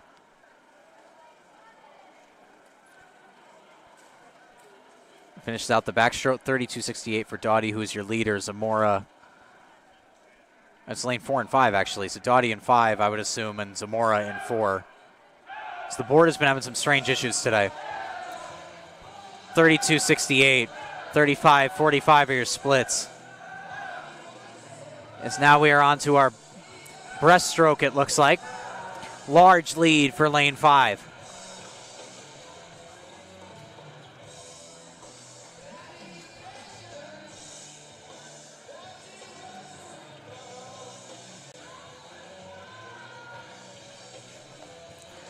Now onto the free to close out this IM round before we get to the relays, which are the real exciting part. The Southern Connecticut relay teams have had a lot of success so far this season. We'll highlight that before the relays start, or maybe even during.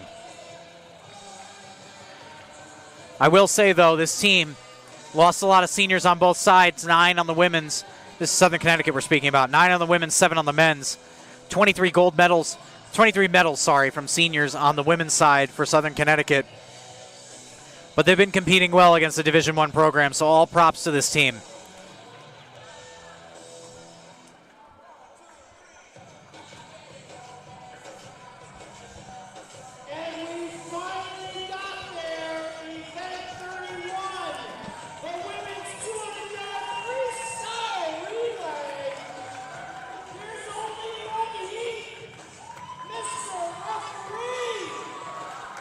Our PA announcer couldn't have put it any better, folks. We finally got there. This is your relay.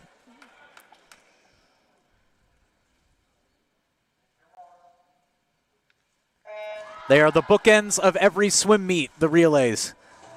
Lane 3, Southern Connecticut A. Lane 6, Southern Connecticut B. Lane 8, another Southern Connecticut team. It is just...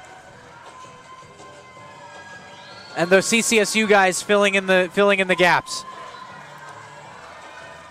The relays have been a huge success for Southern Connecticut so far this year. We saw the men place well in a relay. Molly Kennedy, a huge piece on the 400 relay, 200 free relay. We'll see how the women do here. SCSU A 2592 out there in lane 3. It looks like lanes 4 and 5 are battling it out. Wagner in lane 4, CCSU in lane 5. Lane 5 there, battling it out along the line there, hitting the flip turn are the Blue Devils of Central Connecticut, as they've had their own success in the relays. CCSU took both relays in their last meet. Grace S. Young, and Megan Dunnigan helped them win the 400 medley relay, 358.82. In the 400 freestyle relay, Dunnigan, Grace Spaciano, Lauren Cowing, and Grace Young. 400 relay time of 3:36.07, winning by 1.9 seconds. As all these teams, relays get so many points. CCSUA comes in first at 137 flat, 2 seconds ahead of Wagner A at 139.75. SCSUA 141.47, and your fourth place finisher is CCSU B at 142.28.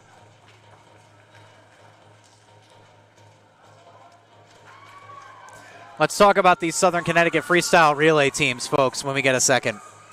They've had huge success in relays.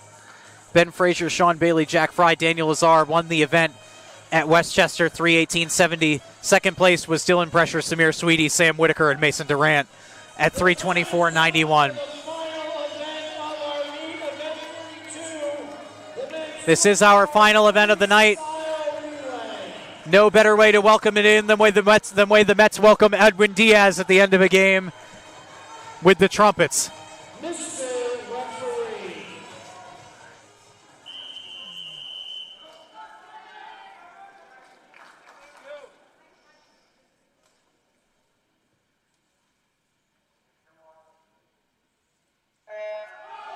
Southern Connecticut in lanes 2, 4, 6, and 8. So we'll see who gets off the line here and establishes this lead. Jumping out to an early lead, it is lane 5, Wagner A. Wagner A and Wagner B at the top. Let's see if the SCSU guys can break into that first and second realm. Wagner only an A and B team, so SCSU bound to get 3 and 4, but we'll see what they can do here. Continuing along in lane 5, that is Wagner A. Split there, 21.09, 21.86 for Wagner B, 21.68 for Southern Connecticut A in lane 4. So that looks like Conliffe out there in 4. But continuing along with the lead in lane 5 is Wagner A, as it looks like they will not be stopped, getting onto their final leg. Leaping into the water there is Wagner. They'll continue along. They hit the flip turn for the final length, and it looks like Wagner A has this locked up. It has been a great meet all around today. SCSU showing they can compete with 2 Division I programs. And that is Wagner A closing us out with 124.05. In second, it is Wagner B, 127.86. SCSU 128.03 in third. And fourth is SCSU A, 129.06. As that is our final event of the day. And it looks like